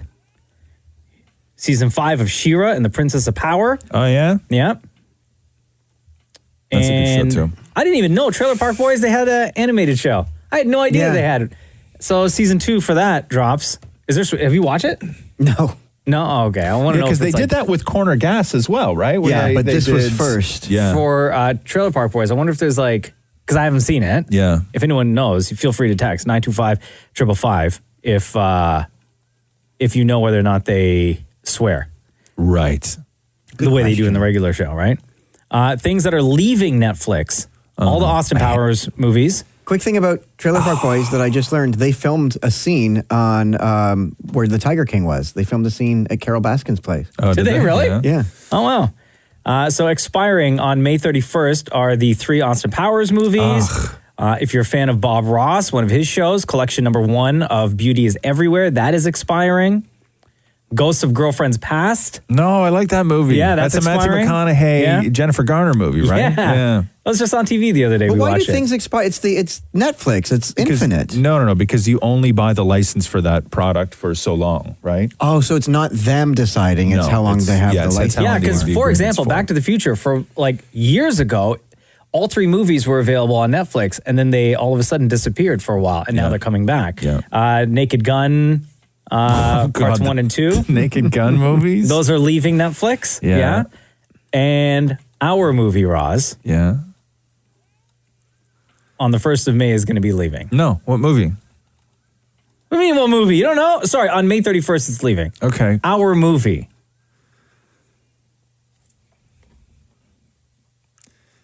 It's tough because our love runs so deep that I don't know. Our movie. This is a movie that when the Roz and Mocha show first started. Dear John? Yeah. Yes. Oh my God, you remember? You remember? That was the first movie Roz and I went to see together, and we sat beside each other and everything. Dear John's even on Netflix? Yeah. It's never popped up in any of the searches that I've done. Dear John with Channing Tatum and Amanda Seyfried. Yeah. Yeah. That's our movie. Well, we should watch it together. We should one last time. Can't. We'd have to watch it like FaceTiming each other. I'm down. Maybe we should do that. Yeah. This is the Roz and Mocha Show podcast. Justin Trudeau is never going to be able to escape the speaking moistly quote when people keep remixing it. Because there's a new one I want to play Is for there? you. Yeah. So if you remember this from a couple weeks ago. If people want to wear a mask, that is okay. It protects others more than it protects you because it prevents you from breathing or speaking moistly on them. Oh, what a terrible image. Instant regret. Instantaneous. Speaking moistly on them. And almost immediately somebody came out with a remix. Wash our hands. Often to our elbows. These are the things we know. We know. If people want to wear a mask, that is okay. These are the things we know. It prevents you from speaking moistly. Speaking moistly. Like a pretty catchy tune, right? So good. Speaking moistly. So there's a band in Toronto who go by the name of the Classy Rex. Okay. And they've done a ska reggae version of this song. Okay. Okay? Yes. And the music video's out right now. There's like 9 people in the band, and the videos of them like on Zoom, each playing an instrument. Gotcha. Okay? And there's a lead singer, doing this version of the Speaking Moistly song. Okay? Okay. And it sounds like this.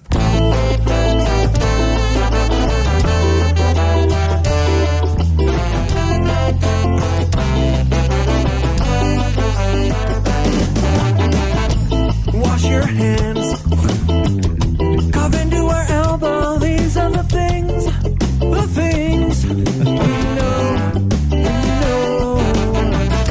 People want to wear a mask. That is okay. These are the things we know that prevent you from speaking moistly. Speaking moistly. You know, the Prime Minister probably heard this and he's like, I know. Now man, people are. not again. I know It's a whole new thing. Like, now people are just treating it as like an actual song now that they're doing cover versions of it. Like they're not even sampling. It's not even Trudeau anymore. No, he's like, guys, really? God, people like this. So much time on their hands, huh? Yeah, being extra creative. So much time on their hands. Medical expert, these are the things. Anyway, wow. There's a band out of Toronto. They're called the Classy Rex. And that's Rex, W-R-E-C-K-S. And this is their remix of the Speaking Mostly song. It's so good. This is the Roz and Mocha Show podcast. Hey, it's Roz and Mocha. Hey. How are you? I'm all right. How are you? Good. Do you have a second to chat? Sure. Okay, what's your name? Radhika. Radhika. We've talked to you before, right? Yeah.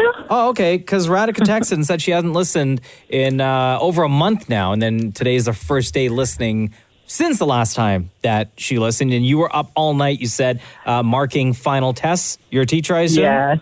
Yeah, professor, college professor. Wow. Okay. So talk to us about what that has been like, how your life has changed as a teacher, as a professor since the lockdown happened. It's been figuring out ways to teach from a distance, right? The already online courses are easy, but for students, and especially in very hands-on type of courses where it was about practicing and having simulations and stuff, it really meant coming up with very creative ways to try and keep on going, because all of my students were final semester students, so they needed to finish to graduate. So it's just keeping on going and making adjustments and recognizing that, I'm a human and all the students are humans with lives, and we're all dealing with a pandemic and have children and this and that and everything at home. And so it's just been interesting. And I have a young daughter, and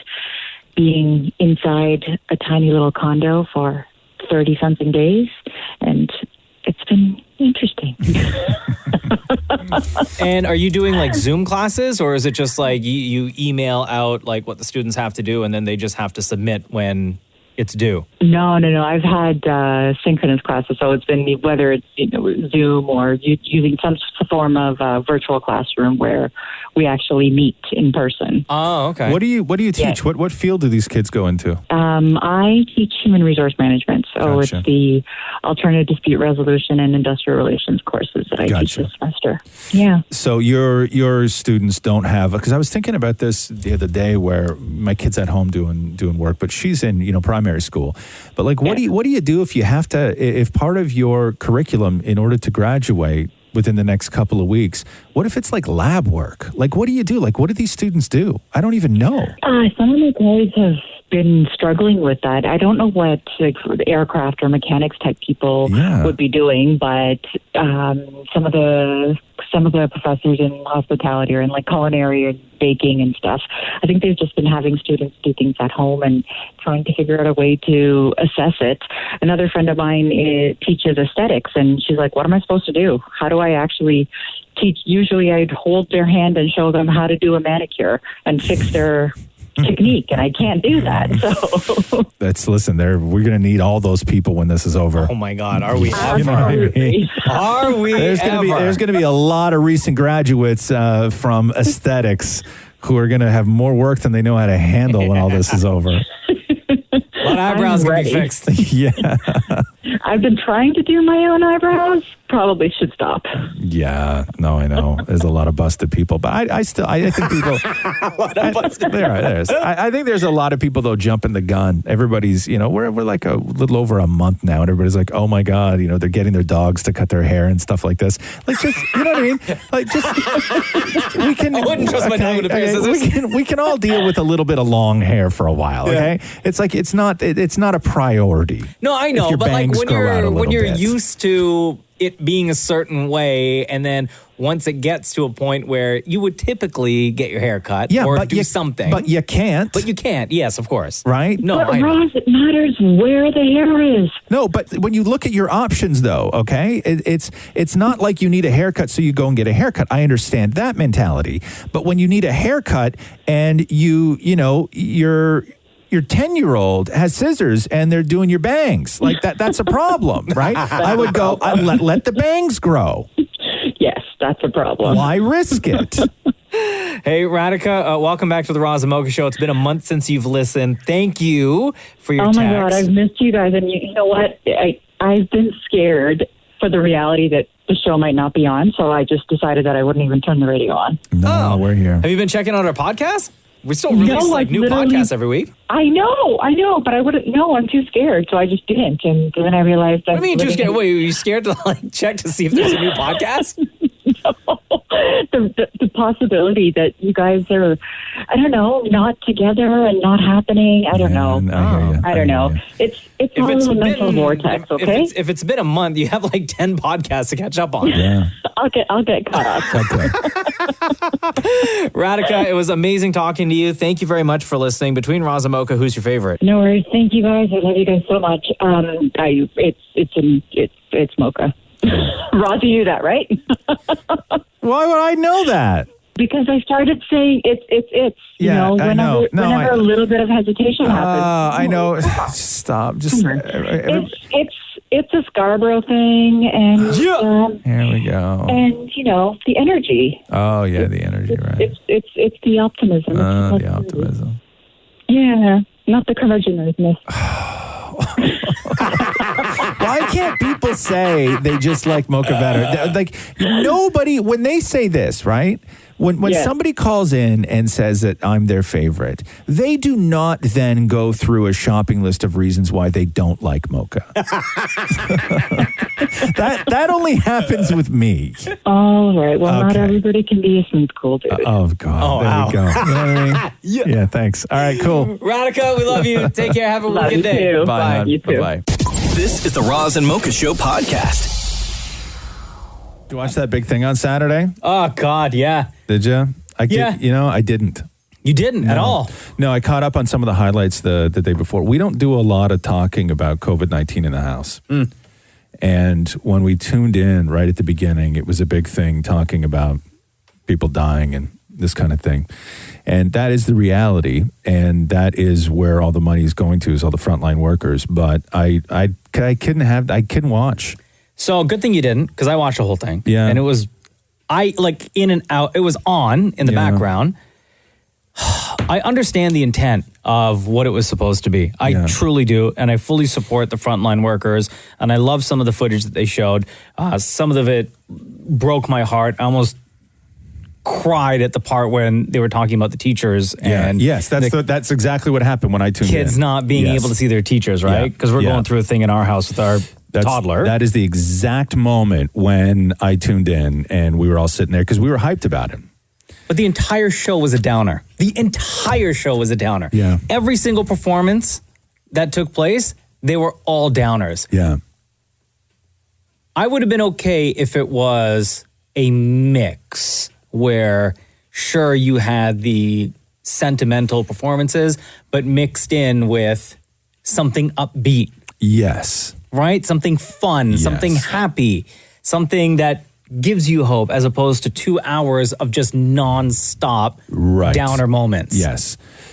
That's where I think they messed up. Yeah, fair enough. Right. I think that that's valid, and I don't think that it's something like that is it's necessary. It was so necessary, and what Gaga and the organization put together was just absolutely incredible, and the money they raised is astronomical.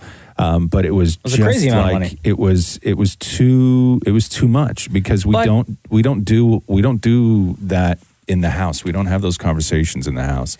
The other way I feel about this is that it didn't matter for them because I think they would have lost the opinion would have been if you did all upbeat stuff, then you weren't being... I don't think it would have been. You weren't being sensitive to the situation. No, I don't think it would have been. You don't think so? Absolutely not. No. Had Beyonce stood in her living room and did Single Ladies? Pressed play and did Single Ladies all by herself, it would have been like That's what I was hoping. It would have been legendary. That's what I was hoping. Yeah, because I did see, I read an article from the New York Post yesterday. Yeah. That was basically saying the same thing, where it was all like just straight up downer the world doesn't need that right now. Yeah. But the comments that came just on Twitter from that New York Post article were almost every single comment. I found more of these than I did negative, where people were saying, well, no, like you need to shine a light in this way because it's a serious situation and we shouldn't be making light of it. No, nobody would be making light of it. No, exactly. Yeah. That's, but. Nah, I know. So what were the big highlights? What was the big, I know everybody's talking about the drummer for the Rolling Stones drumming on his air drumming.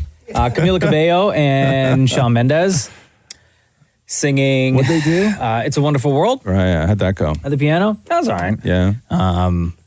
What else was there? There was J-Lo. But like I said, everything. Huh? Charlie Puth didn't make his Yeah, bed. Charlie Puth didn't make his bed. Yeah. Like, come on, bro. That's awesome. Just at least the comforter.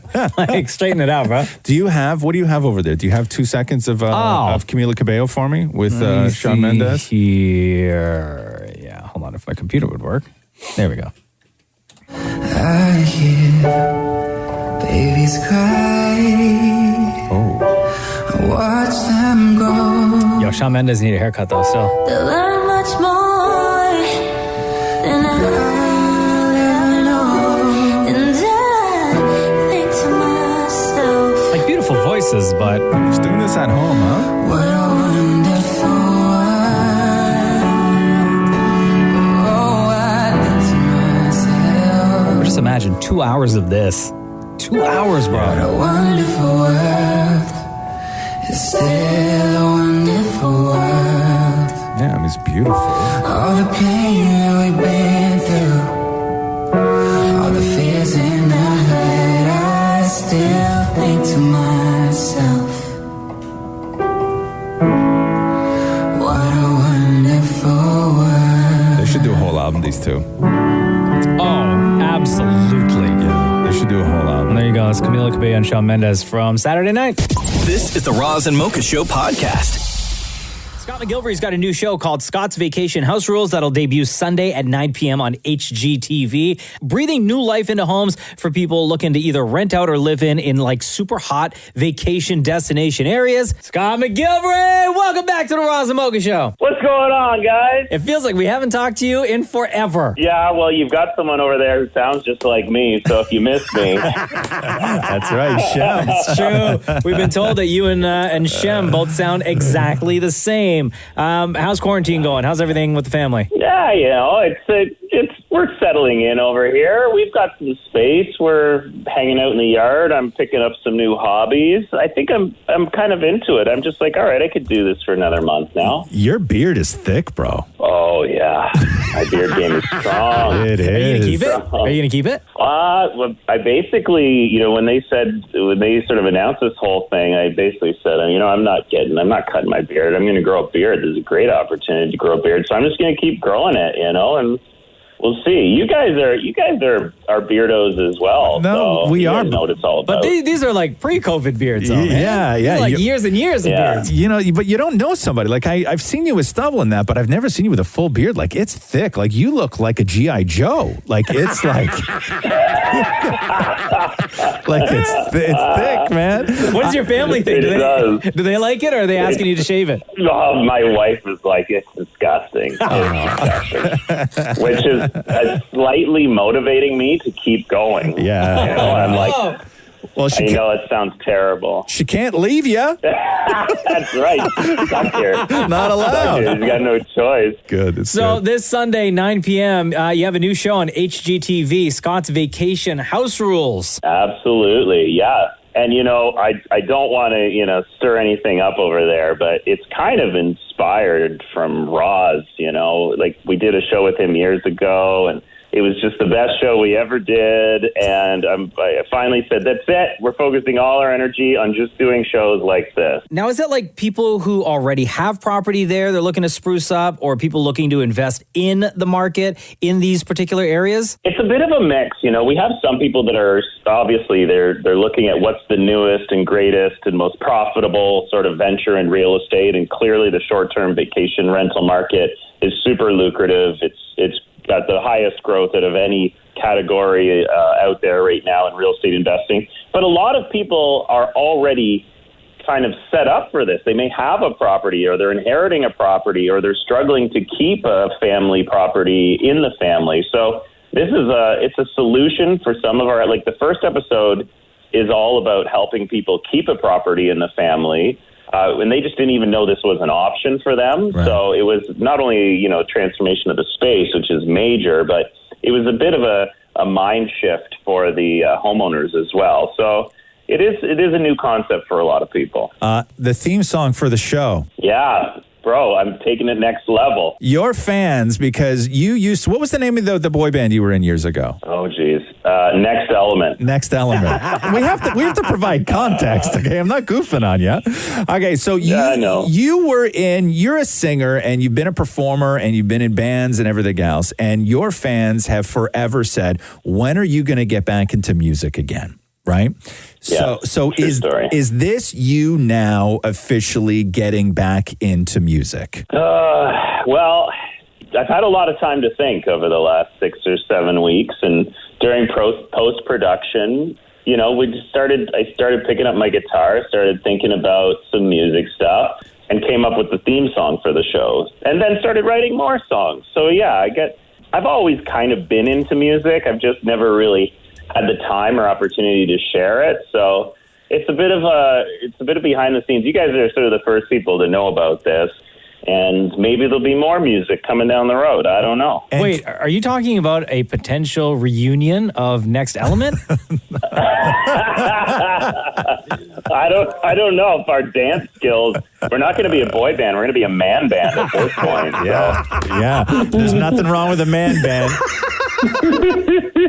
Give me 1 second. Can I play some of Scott's song right now? Yeah. Oh, geez. You have the theme song for the show? We have the theme song, but we have the version with your vocals on it. I was trying to come up with something fun for the show, so... No, I'm down with this. I think people should hear a little bit of this, and then we got something special playing for it in just a couple of minutes. So here's a little bit of, what's the song called? Payday, right? Yeah, Payday is the show song. Okay.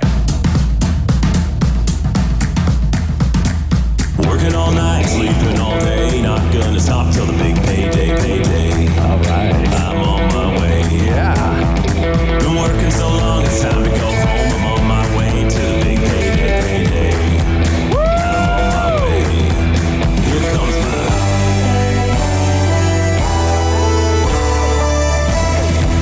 I'm on my way. Yo, okay. Scott McGillivray. Dog, this song is good, man. I like it. I'm not messing with you, bro. So here's what we'd like to do. We gave that song that everybody just heard, Payday, to DJ Climax. And DJ Climax is going to start today's Roz and Mocha mix messing with your song in the best way possible. Stop it. Swear. Oh, but I love DJ Climax. That's how I start every Friday. Come on. Listen, man. No. Listen, he's giving Payday by Scott McGillivray the remix treatment. Come on. Yeah, man. All right, Scott, thank you so much for hanging out. And listen, for everybody else, in just like literally a couple seconds, Scott McGillivray's Payday, that track you just heard, we're going to work it into the Roz and Mocha mix, and it's going to be awesome. Scott's Vacation House Rules, Sunday night, 9 o'clock, HGTV, premiere episode, again, Sunday 9 on HGTV. Scott, we love you, bro. God, miss you guys. Can't wait to see you in person again. This is the Roz and Mocha Show podcast. Hello? Hey, it's Roz and Mocha. What's your name? Jonah. What is it? My name is Jonah. Rona? Jonah. Oh, Jonah. Hi. Hi. All right, Jonah. This is what Jonah texted, Roz. Mm-hmm. Hey, Roz and Mocha. I was wondering if I could do the news. I've heard many people do it wrong before, and I can do it better than Roz. Oh, wow. How old are you, Jonah? I'm 12. You're 12. Okay, what makes you think you can do it better? I have good passion with it. Oh, wow. Okay. Okay. Hey, before we get you to do this, how's homeschooling going? It's doing well, but it's definitely not easy. Oh, okay. How many hours a day are you on the computer? Like 2 or 3. And then do you have homework after that? Yes. Oh, okay. How much homework are you doing, though? Like, how many hours are you spending? 1 hour of homework, I would say. Oh. What are you watching on Netflix? I watched on my block. Yeah. All right. And what games are you playing? NHL 20, Fortnite. Ooh. Hey, what team do you pick when you play NHL 20? Oh, the Toronto Maple Leafs for sure. Yeah, same. Do you? Yeah. And I just got NBA 2K, and I only choose the Raptors. Yeah, smart move. Jonah, go for it, brother. Hey, Mocha, you ready? Yeah. Let's do the news! It's good. It's good. I love it. Stay safe, Jonah. Thank you. A Roz and Mocha Show and Kiss 92.5 News Break. All the TV doctors are failing us. So we know that Dr. Drew was one of the first loud voices to come out and say, hey, coronavirus, it's just the flu. We all get the flu. It's no big deal. It's the flu. Come on, don't be so crazy. And then he got killed for it, and he realized that he was incredibly wrong, and then he apologized. Then Dr. Phil, at the beginning of all of this, Dr. Phil was sort of level-headed, and he was giving great advice on how to manage isolation and all this stuff. But Dr. Phil on the Laura Ingraham show said this. 250 people a year die from poverty, and the poverty line is getting such that more and more people are going to fall below that because the economy is crashing around us. And they're doing that because people are dying from the coronavirus. I get that. But look, the fact of the matter is we have people dying. 45,000 people a year die from automobile accidents, 480,000 from cigarettes, 360,000 a year from swimming pools, but we don't shut the country down for that. But yet we're doing it for this, and the fallout is going to last for years because people's lives are being destroyed. Okay, so there's Dr. Phil. Now let's head to Dr. Oz. This was Dr. Oz on Fox News. His original comments? His original, yeah. Well, first, we need our mojo back. Let's start with things that are really critical to the nation where we think we might be able to open without getting into a lot of trouble. Yeah, I tell you, schools are a very appetizing opportunity. I just saw a nice piece in The Lancet arguing that the opening of schools may only cost us 2 to 3% in terms of total mortality. And, you know, that's any life is a life lost. But to get every child back into a school where they're safely being educated, being fed, and making the most out of their lives with a theoretical risk in the backside, it might be a trade-off some folks would consider. Oh my God, so, Dr. Oz. So his 2 to 3%, and a lot of people took that as that's millions of people, right? Yeah. But what that article that he was referring to in the Lancet was saying is that the 2 to 3% would be 2 to 3% of people who were already expected to die from coronavirus. So it's total Americans right across the country. No. So it's that's a number that's in the thousands, not the millions. But here's Dr. Oz's apology. I've realized my comments on risks around opening schools have confused and upset people, which was never my intention. I misspoke. As a heart surgeon, I've spent my career fighting to save lives in the operating room by minimizing risks. At the same time, I'm being asked constantly, how will we be able to get people back to their normal lives? To do that, one of the important steps will be figuring out how do we get our children safely back to school. We know for many kids, school is a place of security, nutrition, and learning that is missing right now. These are issues we are all wrestling with, and I will continue looking for solutions to beat this virus. So do we blame Oprah for this, for Oz and Phil? You know what I mean? She's the one that jump-started their careers? Yeah. The game shows are still going because so many of these episodes on the game shows were taped eons ago.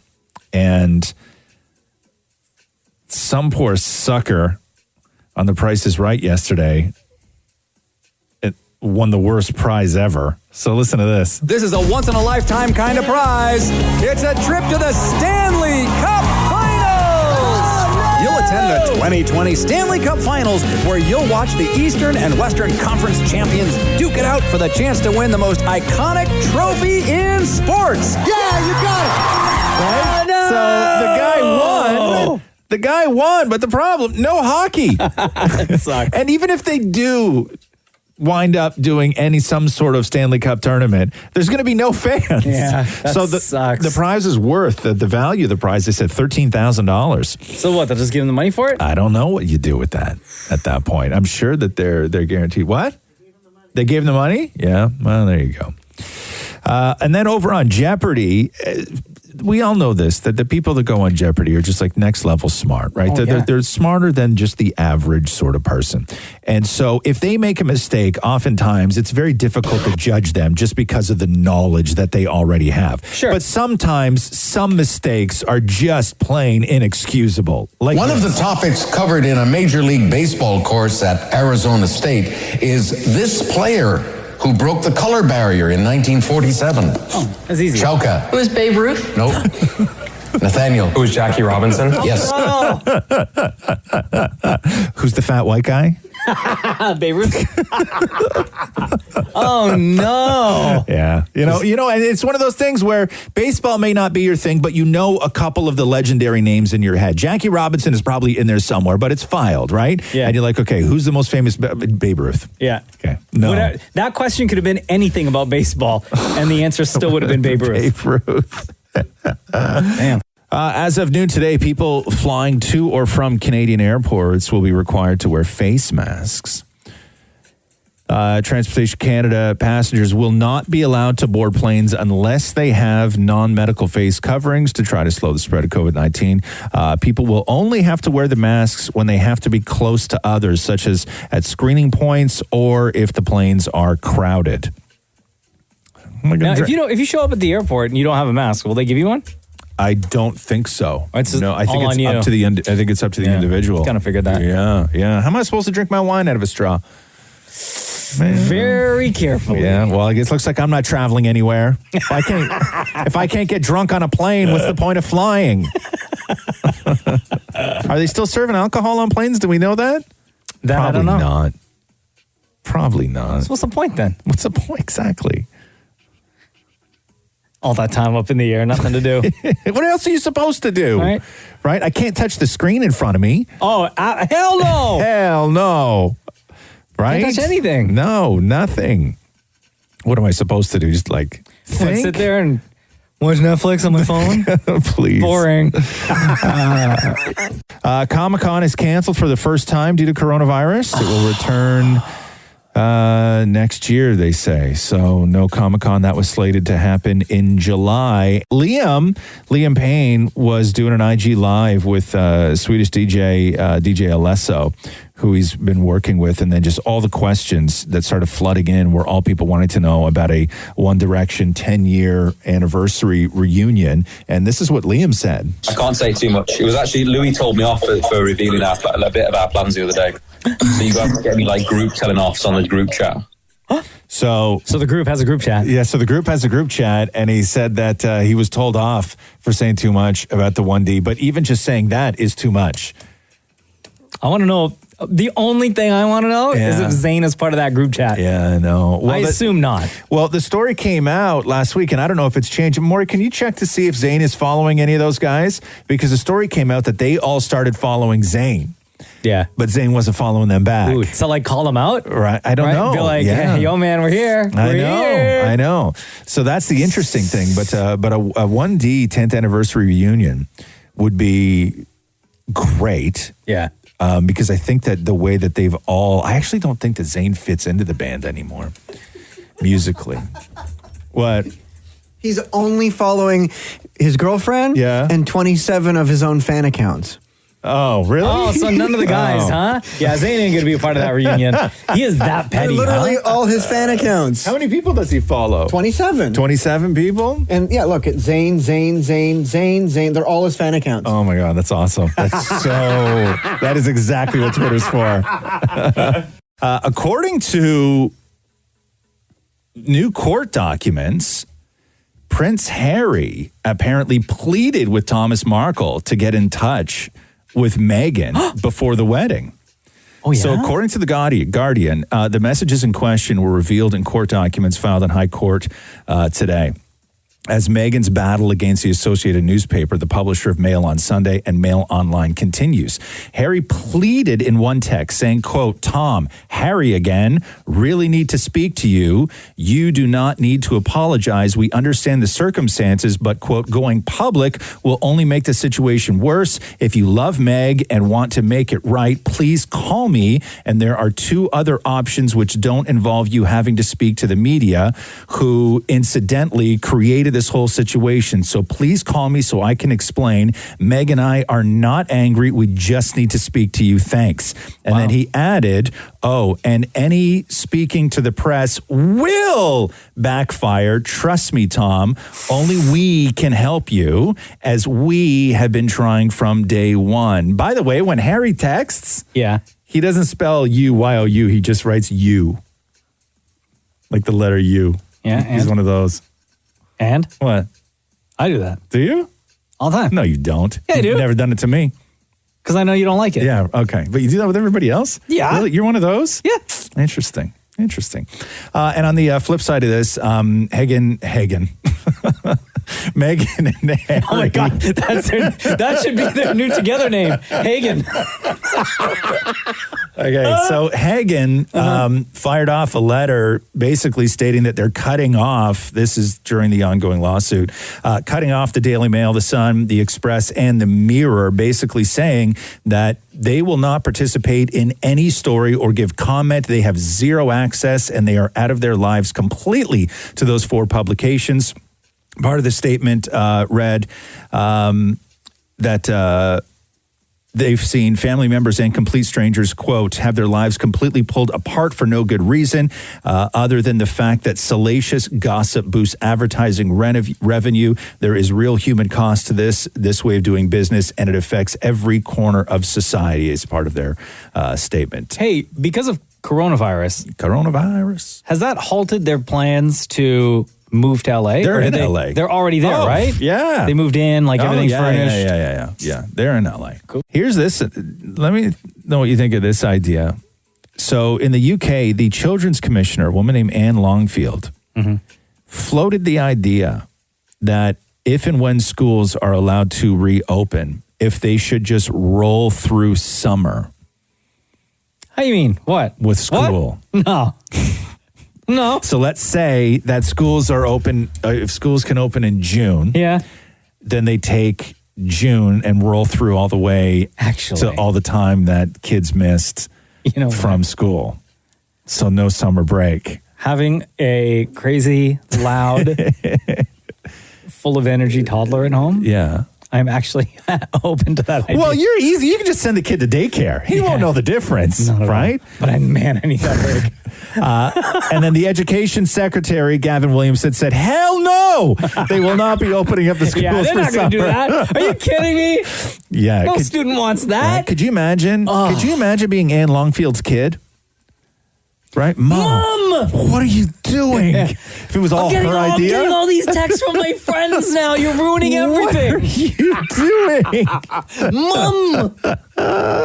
Yeah, that would be worst case scenario, I think. I think it would be.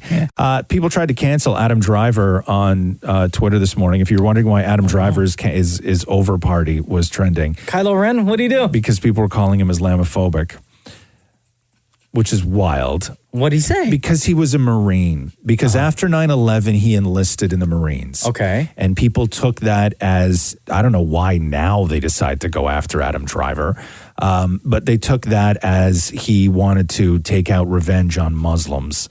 But did he tweet anything or did he say anything recently in an interview? No.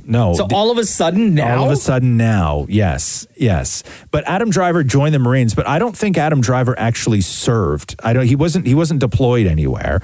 And now he runs an organization, it's an amazing organization that helps soldiers who have returned from combat reintegrate and get the mental health problems taken care of and medications. We and all had doctors 3 and Star everything Wars else. movies to cancel Adam Driver. Yes. Right? Yes. So why now? Yes. I don't know. Can the coronavirus be spread by farts? That's the question. Oh my God. So 2 Australian doctors are weighing in about this. This is Australia's Dr. Norman Swan. Well, luckily, we wear a mask which covers our farts all the time. So I think that, even if it were to, so I think that what we should do in terms of social distancing and being safe, that you don't fart close to other people and that you don't fart with your bottom bare. Okay. However, Australian emergency physician Dr. Andy Tagg pointed to a recent study that made light of the, quote, concern when it comes to spreading the coronavirus via aerosolized feces. But went on to say, however, there are no published data on whether flatulence alone presents any risk of transmission. Although in a clothed person, much like we just heard, it would be very unlikely to be a significant route of transmission. Okay, so good. No, fart away. Well, yeah, but not like on someone. Yeah. Bear, right? Major League Baseball, one of the ideas that they're flirting with. Is it ridiculous? It's a lot of different scenarios as a way to start the 2020 season. The latest plan reportedly has games taking place in 3 different states. So previously, the league had said games may be split between Arizona and Florida, but now Texas is being discussed as a potential destination. All states that have ballparks with retractable roofs so that they could prevent any sort of rain delays or weather delays. So they can always be able to play baseball. Fair. Commissioner Rob Manfred says that there's no concrete plan yet, but the ideas are looming. However, players, some of them have spoken out against this idea, and it makes sense because playing games for as what could be an entire season sequestered in Florida, Texas, or Arizona means that they're away from their families. For the duration of the season. Right. Or for however long. Right. The lockdown is happening. So it's not a matter of just, getting games done. You also have to, make sure that the players are happy. The Queen has sent through a statement on the mass shooting and tragedy in Nova Scotia that reads, Prince Philip and I have been deeply saddened by the appalling events in Nova Scotia, and we send our condolences to the families, friends, and colleagues of those who have lost their lives. I also pay tribute to the bravery and sacrifice of the officers from the Royal Canadian Mounted Police and other police services who selflessly responded to these devastating attacks, and to the emergency services who are supporting those who have been injured and affected. My thoughts and prayers are with the people of Nova Scotia and all Canadians at this tragic time. A-Rod and J-Lo are reportedly eyeing a bid to purchase a share of the New York Mets. Oh, wow. They have partnered with, I don't know who the financial firm is, or the backer, the investment company, whatever it is.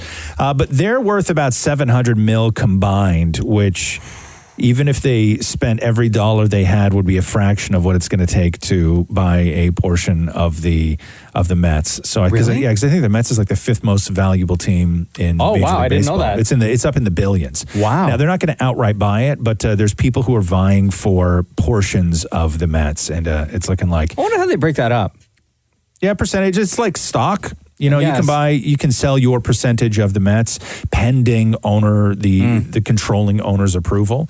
And I guess there was a couple of deals that have fallen through with changes to the agreement at the 11th hour. So now J-Lo and A-Rod are looking to get in on the Mets. You own the portion of the field from home plate to first base. No, that's not how that works. That is your percentage of the Mets that you own. That is not how that works. And now it's time for Ask Roz and Mocha. We actually have 2 people that we're going to talk to help kick off Ask Roz and Mocha. Hi, Kara. How are you? Good. How are you? Good. All right. So what is your question? So my question is, who's your celebrity crush? Or is there anyone you have interviewed that totally intimidated you? Oh, wow. Jeez. Hold on. Wait. Do you have a celebrity crush? I do. It's Roz. Oh, get in line. Are you being serious or are you trolling? No, I'm serious. I'm very serious. Okay. When did this crush start? When I started listening to you guys several years ago. Oh, okay. And I actually spoke with you guys before. Back in January, I was the girl you called who was all hot and bothered by the Dream Daddy Roz doll. Oh, jeez. Okay. And I spoke with Roz live on his Insta. Oh yeah, you came on Insta with me? I did. I spoke with you. I'm the single mom of the 3 boys. Oh God, yeah. You looked like your house was going nuts. It was. It still is. Oh, so does the Dream Daddy Roz doll live up to the real life Dream Daddy Roz? Yes, of course it does. Slightly better, right? Wow. You know, as soon as anybody mentions the Dream Daddy Roz doll, I instinctively just suck in my gut a little bit because that thing has like just rippled plastic abs that I don't have. Like anytime somebody says that, I immediately go ugh, and after I go ugh, I suck in my gut. I tense up. Well, it's good to know. I'll tell you this, Kara. The thing that's lovely about all of this is that you developed a crush on me a long time ago, and shockingly, I have not done anything to ruin that because normally that's what happens. So I'm very thankful that you've stuck around for this long. Maybe she likes bad boys. Well, I know, but not a bad boy. I'm just like boring, right? Like, don't get me wrong. Don't get me wrong. I'm hot, but I'm boring. It's the confidence, right, Kara? Is that what you're attracted to, the confidence? For sure, but you're very handsome, and I love that you're so unapologetic about who you are and what you think, and I love your sense of humor and all your rants, and we're a lot alike. Well, thank you. I appreciate that. Now, Maury, who's your celebrity crushes? I'm sure the list is like incredibly long. Well, I'll give you number one is Anthony from Queer Eye. Right. And I've added 2 to the list. Shocking, I know. Like 2 new? New. Okay. 2 new, because on Netflix, there's the new show, what the hell? No spoilers. Too hot to handle. If you're going to spoil, Okay, don't say anything. Don't say anything. No, because Roz hasn't I seen haven't it. seen it. Don't worry about it. Go to the next one then. No, but I'm just saying names. Roz hasn't watched it. I don't Shem need to watched know. it. I'm on episode 4 still. I watched the whole thing. It was the hottest thing I've ever seen on Okay, television. so who's next on the list? Yeah, skip that one. Fine. Next. Okay, just to know there are 2 from that show. Next on the list. Okay, Shawn Mendes. Shawn Mendes. Okay. Those are very typical, I would say. Do you have any atypical sort of people on your celebrity crush list? Like those that start with an A? No, that's not what atypical means. You know what? Okay. Yes. Yes. Okay, yes. Names that start with A. Well, Anthony. Uh-huh. Okay, so maybe we go to B typical. Yeah, B typical. Yeah, B typical. Or who are the others? There's Zac Efron if you want a Z typical. Okay, yeah. Or E typical, and then you only have to fill in B, C, and D. Okay. Who else? And still Channing Tatum. I know. It's there's the your usual C. list. There you go. Look at that. Okay. Mocha, do you I don't have any celebrity crushes. No, neither like do when I. when you asked Kara, one does not come to mind, to be honest with you. Really? Yeah. It's okay. Your wife doesn't listen to the podcast. I'll tell you, I've been attracted to people's energy before. And it's not necessarily like I would, even find them physically attractive or because to me, I've been attracted to women over the years that I've known. I've been attracted to various types of women physically. It's not like I have one sort of type, right? Like I've managed, I find just different things sexy with different people. And oftentimes it's not interchangeable. It's very unique to an individual. But I've been attracted to somebody's energy and somebody's presence and somebody's just the way that they make a room feel. And oddly enough, somebody who is so captivating that while you're in the room with them, you fall in love with them because you just want to be around that energy. Mm-hmm. And the person who I felt that the most with in my life was Helen Mirren. Oh, really? Yeah. Wow. Helen Mirren has a way about her that I can't even describe what it's like to sort of sit in front of her because she's very proper and she speaks very proper, but she has this old punk rock background to her of where when you start looking, sort of deep, like she's got a tattoo on her hand that nobody knows exists. And she has all this stuff and she's just this energy that you walk out of the room and you're like, I want to go back in that room. Yeah. Like She just has like a don't give a F? No, I don't know. Energy? I don't even know what it is. No, but it's sexy. Yeah. It's sexy as well. Like she's a very, very sexy woman. So that sort of thing I'm attracted to. I'm trying to think if there's been anybody else that has really had that kind of. I'm sure there has been over there. Have you ever interviewed anyone on ET Canada that you thought was super attractive and that you were nervous because you knew you were about to interview them? No, I've never been. No, because I've never been intimidated by somebody's beauty before. Look at me. Yeah. You're like, they should be intimidated by me. No.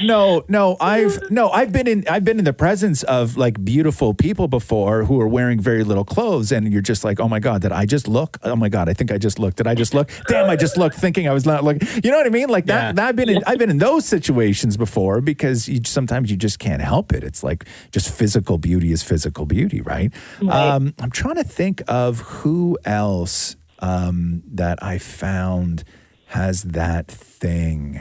Katy Perry has that thing. Katy Perry is a dynamic human being. Yeah. Yeah, I could see that. She's an incredible presence and so just beautiful and fun and everything else. I will say this about Katy Perry. I've had the chance to meet her, talk to her, do interviews 3 times in her career, right? Once when she was a brand new artist. I Kissed a Girl, I think had just come out. Yeah. One right before she released the California Dreams album, and then one a couple years ago. And all 3 times that I talked to Katy Perry, like she was the very same person all 3 times. She was kind. She was very polite. She answered all my questions. She was just like a really, really nice person. Do you watch Killing Eve? I do not. Okay, so there's a show called Killing Eve, and it's Sandra Oh and Jamie Comer? Something like that? I think I watched like one episode of it. She plays the sort of Russian hitman, Villanelle, and that character is incredibly sexy. Oh, okay. Yeah, Gotcha. she's wonderful. She's awesome. Like Sandra Oh's character? No. The Villanelle character, the Jamie, Jodie Comer. Jodie Comer is her name. She's awesome. They actually played, Jodie Comer showed up in the last Star Wars as she was Rey's mom. In that one little tiny clip. Oh, yeah. But her character, Villanelle, in Spoiler alert. In, her character in whatchamacallit, in Killing Eve, is like the sexiest thing you'll ever see in your life. Oh, wow. Yeah, she's awesome. She's great. I'll add Billy Porter to my list. Billy Porter, interesting. Very Because just flamboyant. like- You don't necessarily, I don't know you Because he's to just go fierce. for the over the top. No, because he's just fierce. And anytime I watch Pose, I just like, I don't know if it's a crush thing, but I just need him to be my friend. Yeah, okay. I get that. I get that. You want to be around it, right? It's Oh, that I love energy. it. You just Yeah. want to be around. Yeah, I Hey, get it. Kara, thanks so much. You're welcome. Thank you. Can I just say one more thing quickly? Of course. I just want to thank you guys so much for coming in every day and doing what you're doing right now. Like everybody else, I'm finding a lot of these days really challenging and difficult. But having you guys to listen to every day is helping a lot. It makes all the difference in the world. It really does. And I just appreciate it so much. Aw, Kara, we love you lots. You are wonderful. And can you ask me who my favorite is? No, because I already know what the answer is. Well, I wouldn't kick either one of you out of bed for eating crackers. Oh, yeah. Maybe she wants my body, but your mind, Mocha. Maybe you should ask. Okay, Kara, between Roz and Mocha, who's your favorite? Roz. You idiot, Mocha. What an idiot you are. You just got played. I know. Too much of a nice guy. God damn it. No, you. Thank you guys so much. All right. Yo, I hope them 3 kids are even louder today than they were over That the is past an couple of awful days thing in your to house. wish on me. Well, there you go. That's what you get. Lots of love, Kara. Take care. Bye, love. Bye. Jenny, what's up? It's Roz and Mocha. I'm good. I'm good, thanks. So what's your question for Ask Roz and Mocha? Okay, so I was wondering, what is something that you are secretly proud of that you wish more people knew about you? Hold on. You first. Okay, I have a few things. I'd say my number one thing is that I'm very good at solving riddles. Oh, wow. Okay. Good, yeah. Yeah. Another, I love to cook, and I'm really good at cooking and baking, and I'm also learning calligraphy. Oh. Now, is this calligraphy learning since COVID started and like everyone's in self-isolation? It's always something you've wanted to do, or had you picked up this skill long ago? So I have twin boys, and I have a little girl, and when my boys were born, I started trying to learn something new and just do something that was for myself. So I just took up calligraphy. Aw, that's real nice. That's smart. Yeah. I like that. Yeah. Mocha, what's yours? Do you have anything that you're really secretly sort of good at that you wish other people knew or proud of? Or No. I don't know. I don't have an answer for this. No, huh? I really don't. Maury? Okay, a couple things. One, I'm secretly really good when I see a vanity plate, like one of those ones where all the words are mushed together. I'm really good at solving bumper stumpers. Okay. And if somebody says a month, like January, whatever, I know really quickly what number it is. What number the month is? Yeah. September. 9. May. 5. July. 7. December. 12. January. 1. March. 3. Wow, you are pretty good. Wow. Cool party trick, bro. I know. Next on You know, the and list. if all the I'm really upset But that people don't appreciate that. but don't you secretly wish that you could be that good at something other than that? You know what I mean? Like you have a talent. No. You have a talent and it's wasted on that. I know, but that's pretty good. Right? We don't need that skill anymore. I was thinking about London cab drivers the other day. Remember the stories that used to come out in the documentaries of how long it took you to become a taxi driver in London, and you had to do 3 years of on-site training and then spend a year on a bicycle with maps going around the city before you could even pass the test. It used to take 5 years to become a London cab driver because the city was so complicated. And then all of a sudden everybody got GPS. And now that skill of knowing every alley and road and fastest route from A to B in London is a skill that is no longer revered because we just click an app. That's right. All you need is Waze. So just like my skill, there are few people that have it. Right. But why would you need to know that? Like, how is that skill going to come in handy? Like when you look at a date, you'll be able to know a little bit faster than me that it's June. By the way, but there will never be a competition. Okay, so a couple things that I can do very, very well. One, I've talked about it on this show before, which is it angers me that Catherine is not more sexually attracted to my ability and speed to put together IKEA furniture.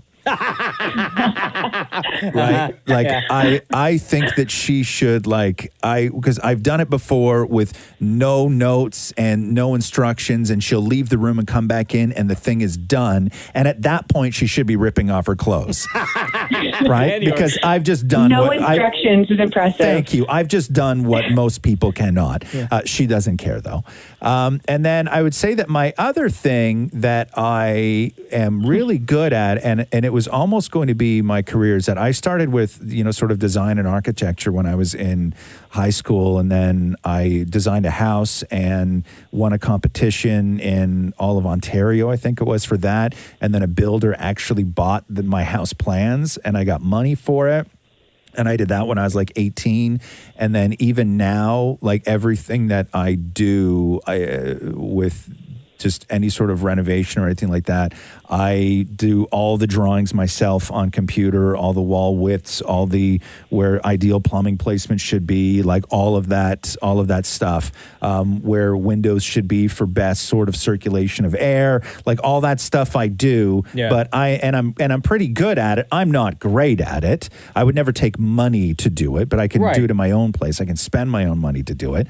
But I have these skills that I don't get to use in anything other than my own sort of private life, where I would love if that was a huge part of my life. I would be very happy if that was a massive part of my life. Maybe Catherine would rip her clothes off if you know the numbers associated with months. No, because Catherine would rip my clothes off and start selling them when she knows how much money I spent on renovations.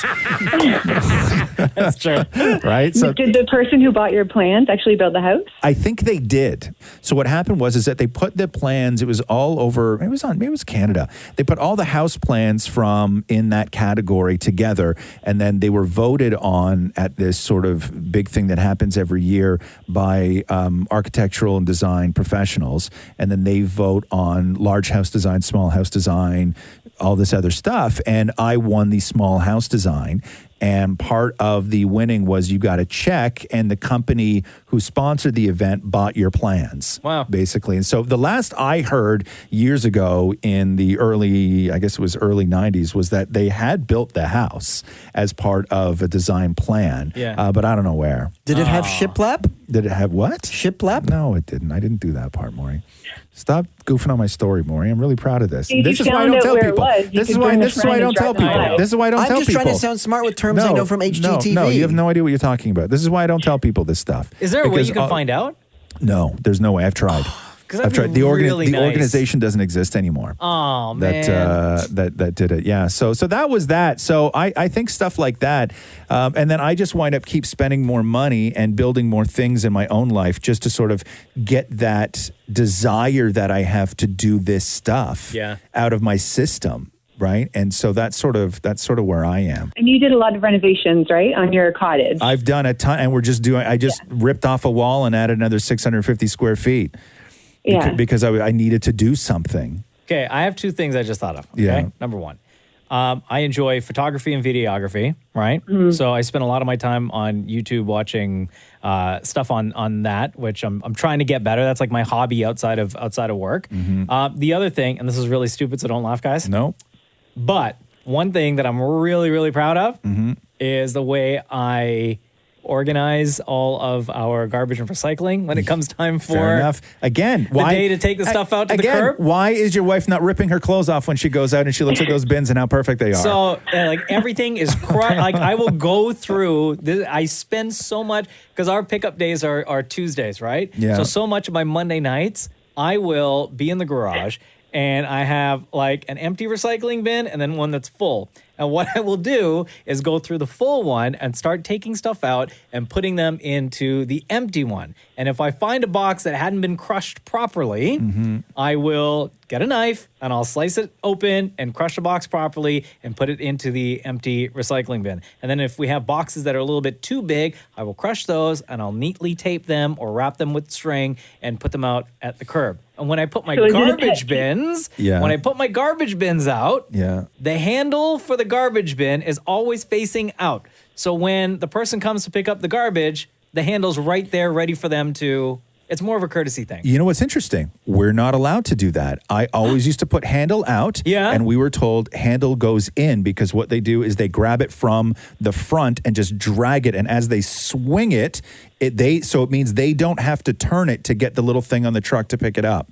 So we were told no handles. It's easier for them to grab the front, and the handles are for the homeowner to move it. They don't use the handles. Oh, I didn't know that. I thought I was doing a service. That's what I thought too. You know, sometimes like if we have like a week off or whatever, I will proudly stand at the window and like peek out just to see if, you know, the garbage guy when he's picking everything up, if he's like smiling because he knows that I like, I agree. take the extra care I agree. to make his or her job easier. You know what's interesting about your recycling obsession and being in the garage so much is that if I didn't know you, and I do know you, and I know how much you love your wife, but that is the exact hobby of somebody who doesn't get along with their wife. Oh, you know what I mean? That is like somebody who lives a miserable life at home decides to do because it keeps you in the garage doing busy work. No, I just do it because I just like the cleanliness and try to make everything easier for everybody. No, it's interesting. Do you get annoyed then if Jenna ever throws a box in the garage that is not broken down? Okay.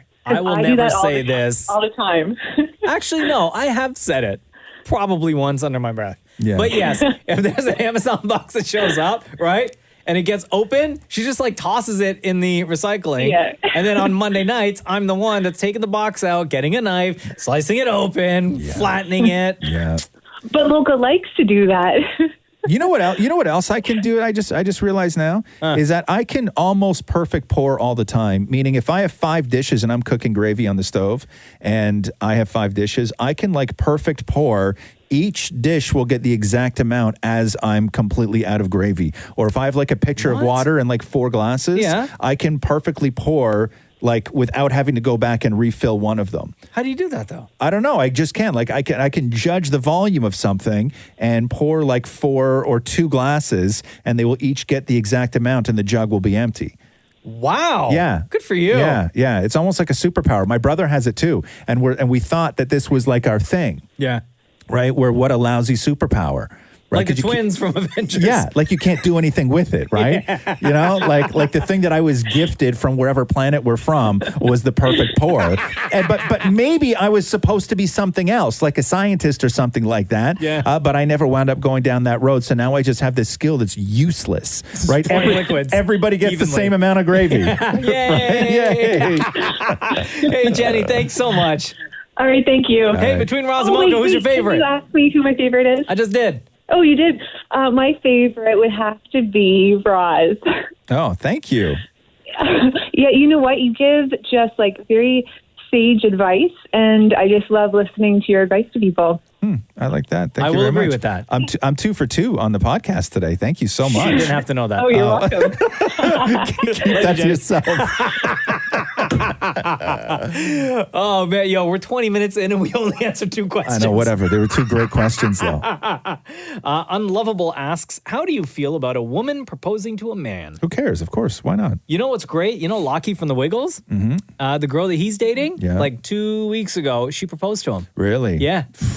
I know that's a sensitive subject, though, because he and Emma Wiggle were together. I know. But she replied to the announcement on Instagram. With I know all they're purple tight. hearts I and know stuff. they are. Because they got to work together still, right? Yeah. Oh, here we go. Irina has a great one. Okay. We've answered something similar recently. How do you say, I'm going to spell the word, and you tell me how you guys say it, okay? Mm-hmm. D-A-T-A. Interesting. Okay. Roz, how do you say the word? Normally, I say it both. Do you really? I do. I say data and data. I only say data. Okay, so I will say, like, when you're talking about, like, your cell phone minutes, right? I'll say my data plan. Yeah. But if I need to go over something, I will say I haven't seen that data yet. Really? Yeah. Interesting. Yeah. Damn it, Maury? I say data when talking about computer stuff Mm-hmm. and data for cell phones. Mm-hmm. But then isn't there the guy that's on Star Trek named There's no Data? such thing as Star Trek, by the way. The thing that William No. Shatner Star was on. Trek, you know that. Trek. Yeah. Oh, because they're on a trek. Like Okay. Anyway, Data. Yeah, that was the character on Next Generation. Yeah. Yeah, but they pronounce it Data. I always, Yes. and at least I think I do, I only say data. You only say data, huh? Yeah. Yeah? At least I think I do. Like upon first reading this word, that's how it comes to my mind. Interesting. Data. And you don't switch it up? No. No? At least I don't think I do. Well, it's just because there's a very difference between Canada and the U.S. for words like data and data, right? Where it's like Mazda and Mazda. Or Netchanish. Right? What yes. do I say? So You say what? What, here? Yeah. Like, no, okay, so we say Mazda in I Canada. say Mazda. Yeah, in America, it's Mazda. Is it? Yeah. I've never noticed that. Yeah, it's Mazda. Huh. Yeah, in America. It's Mazda in Canada, Mazda in America. What's the other one? There's another one. Process and process. What is it? Process and process. If you're asking somebody what their process is to get to a certain point, in Canada, we tend to say process. In America, they say process. I say both. Yeah? Yeah. I When never say process. It sounds weird for me to say process. No, I think I say it both. Yeah? Because both sound right to me. Oh, do they? And Yeah. seem natural. Okay. Like I won't say processed cheese, I'd say processed cheese. But describe the process of what it is you're doing. Right. That's how I would say. Yeah. Yeah. So I would say both. But you would say processed? I would say processed cheese. Really? Yeah. I would never say that. I would say it's processed. Processed. Yeah. Is that what you say, Maury? Yeah, processed cheese. Yeah. Interesting. All right. Okay, Maury, you were saying what? A presentation or presentation? Yeah. Presentation. Yeah. I don't know anybody. Because it drives me nuts because there's an episode of Friends where Jennifer Aniston says, I have to go make a presentation. Right. Yes. And I just cringe. Right. KT has a great question, and I'm sure David Maury has the answer right away. Do you have a signature party trick? I do. Which is what? I hold a salt shaker over my head. That's a party pun, not a party trick. But is a party pun not the trick I use at said party? No. A party trick is like a skill, like something that you... Oh, like how I used to get straight guys to go home with me. No, that is not a party trick. That is manipulation. Does that not just fall under the same umbrella? No, it's not. I used to do a Johnny Carson impression. That is a party trick. Oh, okay, here we go. But I have to be like slightly drunk. I used to do this at a bar called Woody's in Toronto. Okay. Woody's, that is a gay bar? Yeah, no. it is, Okay, yeah. go ahead. And so you would put you could only do this in winter or spring or fall. Winter, spring, or fall. Okay. Yeah. You can't do this in the summer. Oh, because you okay. need some sort of jacket. I And you would gotcha. put it slightly over your head and you're like, it's a really, really big show. Huh? And that's it. That's all I... And then the straight guys would be like, oh man, I'm so horny. Yeah. No. I'm going to go home with this gay guy. No, the straight guys I offered massages. Oh. How did that work? What was your line? I'm like, oh my God. You know what? You seem awfully stressed. No, honestly, what was your line? How would you... You seem awfully tense and stressed. So you're at a bar, at a gay bar, everybody's getting hammered, and you're walking up telling people they look stressed? No, presumably we'd be talking for a while, and I'm like, I once did this to like a computer repair guy that came over to fix my computer. I'm like, Right. we're sitting around for a while the computer is doing whatever it's doing. And you seem stressed. Do you need a massage? Wow. It always worked. And it always worked. It Yeah. never. Oh, what, you it guys never, had sex? No, just give a massage. Oh. Like it never led to anything else. He just rubbed down the computer guy and then he'd leave. He'd get back in the Geek Squad truck and just be on his way. Yeah, it's so weird. That's super Wait, weird. But has that particular trick ever worked? That is working. No. It was never supposed to lead to anything else. Oh, no, that's what I mean. Like, does it lead to anything beyond just a massage? No. Oh. No, he just like rubbing guys down. Mocha, you seem really tense. Can I ask you? Let me ask you a question, though. In all And honesty, honestly, it's not weird because, well, it is. Yeah, it is very weird. In all honesty, what do you get out of that? Like, if you would just meet a guy in a bar and say you look stressed, and then you would go back to his place or your place, and you would just rub him down. Like, where's the sort of satisfaction for you in that? I quite enjoyed it. Like, I just relationship? enjoy it. Like, I enjoyed just them, enjoying a massage. Allowing you to touch them, Yeah, right? yeah. Interesting. Do you ever say that at home to Matthew? You look stressed, you look tense, let me give you a massage? I'd be saying that every minute of the day. Do you guys give each other massages at all? I give him massages. He won't give me massages. No, I've never been into that. Why won't he give you a massage? He's too busy. Oh. Like at all? No, he doesn't. He's like, I don't have time for that. Oh, but what? But he's at home. All he has is time. Everybody's in lockdown and quarantine. I know, but like he enjoys things being done to him. Like it bores him to do something to me. It's so sad. I don't mean laughing at you. I'm not laughing at you. I'm laughing at that sad sentence. situation. Man. I'm laughing at what That you is a said. sad situation.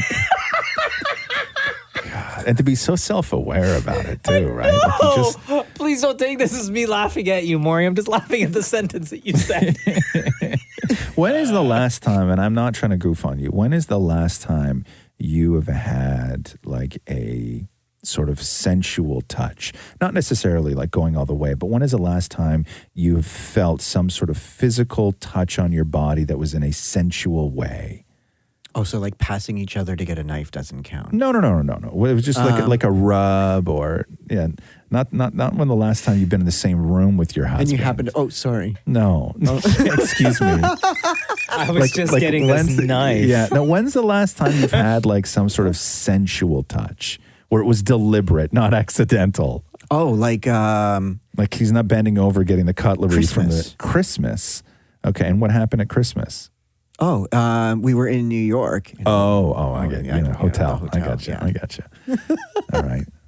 God, man, you guys in quarantine, you're never going to touch again. Like the rest of us. I'm reading article after article about how everybody is doing nothing but shacking up and getting closer to their partner and social isolation. I heard the complete opposite. That there was a study that came out that said there won't be a baby boom because people are told to be away from each other. No. We're not. No, I'm talking. Man, I'm you have talking, a different kind of internet at Mark, home, huh? Yeah, I'm talking existing couples. Yeah. These are people who are already together. Nobody is telling couples who live together to not touch. That's what I got out of the story. No. Because it said there will not be a baby boom. No. Couples who live together are allowed to be intimate. I don't know if you know this or not. I need to call the mayor. Right? I know. Maury and Matthew heard all this news with coronavirus, and Maury just started sleeping on the couch. Like they don't even sleep in the same bed anymore. It's really wild. All right, we'll end with this question from Tixiana, who listens to the Roz and Mocha show a lot. Been with us for pretty much the duration that the show's been on the radio. Do you guys have middle names? I don't own one of those. Oh. You have a middle name? I hate my middle name. What's your middle name? Samuel, that's it. Oh, right. I knew it. I don't know why I don't like it, but it seems awfully geeky and nerdy and not right. And not you? But it just seems like a name that people would make fun of. Like Samuel. Oh. What middle name would you prefer? Oh, like Luke or Xavier. Oh, geez. Wow, damn. Okay. Strong names. Yeah. Do you have a middle name? I'm in the process, actually, of going to be in the process, because I can't do anything right now, of changing my middle name. Why? Why? Because I have never really liked my middle name. And so, but the thing is this, is that my initials still have to be R-A-W. Yeah. Because R-A-W is my initials. It was my father's initials, my brother's initials. It's Love my it. kids' initials, right? So everything is R-A-W. So I'm going to be in the process So it once needs I to can be an get A. back to thing of doing A. So I No, will be really? legally changing my middle name to Ace. Are you serious? Yeah. That's I'm going awesome, to. dude. I Yeah. love it. Wow. Yeah. So that's going to be my new Wait, middle what kind name. of process do you have to go through then? A name change. You have to Like fill a it. You have to fill full out the name forms. change. Do it online. Yeah. But I Wow. don't know if you can. Yeah, you Because can. I think that you have to get something notarized and with a name change. I don't know how it works. Even for a middle name? I don't know. Actually, I don't know. I knew where to go. Yeah. But I don't know. I'll find that out. So I may have a new middle name very soon. Nice. Yeah. My middle name is Vernon. Yeah, After from my your- dad. yeah. Vern. And because of that, like when I was younger, I used to tell people I didn't have a middle name. Yeah, because you didn't like it. I was like embarrassed. Yeah. Right? I didn't want to have like my dad's first name as my middle name. Yeah. I just thought it was weird. But as I got older and closer with my dad, I was very proud of my middle name. Sure. Yeah. Right? And when my son Cruz was born, we gave him the middle name Vernon. Oh, did you really? As well, I yeah. didn't know that was Cruz's middle name. Yeah. Oh, that's sweet. I Yeah. like that. Spence and Vernon, huh? Vern and Spence. Look at you two. Samuel. Oh, Samuel. Sorry, I don't know why I said Spencer. I would have Samuel. preferred that. No, yeah. You would prefer Spencer to Samuel? Yeah, there's something about just Samuel itself. Was that I there a just can't. Samuel in your life that you were named after that you didn't- Yes. Oh, okay. Yeah. That's the problem when you name a kid after somebody, is that as the years go on, that person may not be somebody that you would actually want to be associated with or named after. But the thing that, to agree slightly with you, is like, maybe it's not somebody who did something wrong, but when you look at your name and you're like, but I never met that person, it means nothing to me. It only means something to my parents. Right. My mom got screwed harder than anybody I've ever heard, any story I've ever heard in my entire life about getting named. Really? Like, are we my talking God. first name or middle? Both. Oh, no! Both. Oh, Both. double whammy. Oh my God. Okay, so this is how hard my mom got screwed when she was born. Okay, so my grandmother wanted to name my mom Diane. Okay. Right? D-I-A-N-E. Yeah. My mom's name was going to be Diane. Yes. And then there was a woman who lived up the street. And keep in mind, this is back in like the late 40s. Okay. There was a woman who lived up the street that my grandmother sort of knew, right? Yeah. Didn't really know. She had a kid and that kid died. My grandmother's having a conversation while pregnant with this other woman. This woman, who my grandmother barely knows, says, you know what would be great? Is if you named your baby after my dead daughter. Diane? No. And my grandmother was like, well, I don't know if I could do that. And she says, it would really mean a lot to me. And my grandmother goes, okay, what's the name? And she goes, Phyllis. So my grandmother goes, okay. So she honors this woman who she doesn't know, whose kid died. Yeah. Okay. So my mom was supposed to be named Diane. Grandmother goes in, has my mother. She fills out the birth certificate. So she has to give her the dead kid's name first, Phyllis, right? Then goes to give Diane. They screw it up in processing and write Diana, which is not the name my grandmother wanted. And so her name was Phyllis Diana, neither of which my grandmother chose, one of which was a typo. The other was the name of a dead kid who lived up the street. Oh my God. So wait a minute. So your mom. And all these years later, my mom only recently gave herself the name that was intended for her to have. So her entire life she went by Phyllis? No, she never used it. Nobody ever knew that my mom's name was Phyllis. As a first name? As a first name. So she only ever went by the middle name? Yes, because she would not. How could you have that conversation about that name? My mother never wanted to be associated with that name. As soon as she found out where the name came from, my mother was like, I cannot use that name in any part of my life. Why didn't your grandmother just lie to the person? Ugh, listen, what are you going to do? Right? Old what people. are you going to do? Old people, right? It's the 40s, Maury. Oh my Tough times. God. Tough times. So yeah. up until recently, she was Diana. Yes.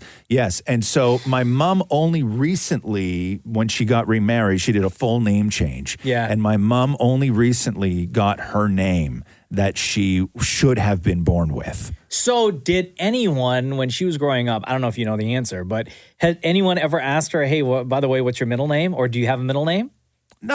She'd probably say no. Yeah, I don't She'd probably know. just say I don't no, know right? if that ever came up, really. Yeah. I don't know. I think people had more I don't know. It things came going up on on back then. Razamoka podcast. Is your though. grandmother still alive? No. So she won't know that the name was changed? No.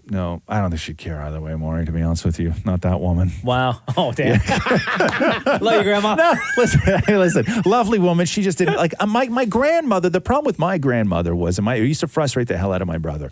My grandmother lived a life that was just very simple. My grandmother had never seen a movie. Really? Like, even at home. My grandmother had never sat through a movie. She did not have the patience or to be able to comprehend like plot points and things like this. My grandmother loved things like American Idol. Sure. Right? Yeah. My grandmother never sat through a movie her whole life. Wow. She had no interest in anything. So my brother would sometimes sit there with her and go, I'm going to try and, like just get some information from these people, because oftentimes, older people can teach you so much about the world, and older people can teach you so much about yourself and where you come from and just history, because they've lived through so much. And my brother would sit there and try and have conversations with my grandmother, just being like, you were alive during this, like at a pivotal moment. Like, what was that like? And she had no answer for anything. I would love her. No, she didn't give I didn't care about anything that had happened, anything that she lived through, right? And the thing is that she was a single mom of 4 who was a nurse working at a time when women didn't really do that, right? Like, she was such on trend in her youth. And then all of a sudden, like, her life just went in a direction where everything that was outside of her immediate experience with family or work meant nothing. And so she just had no stories about anything. My brother would be like, oh my God, like, tell me about this. And she'd be like, I have nothing to say. I don't know. It was none of my business. Yeah, it was not, exactly. Yeah. Every week on Instagram at Kiss925, ask Razamoka, ask your question. We'll answer as many as we can and get you to ask one of your questions to us to start off the segment. This has been the Razamoka Show podcast. Thanks for listening to the Roz and Mocha Show podcast. Catch the guys live Weekday mornings from 6 to 10 on Kiss 92.5. Kiss925.com. Or download the Kiss 92.5 app.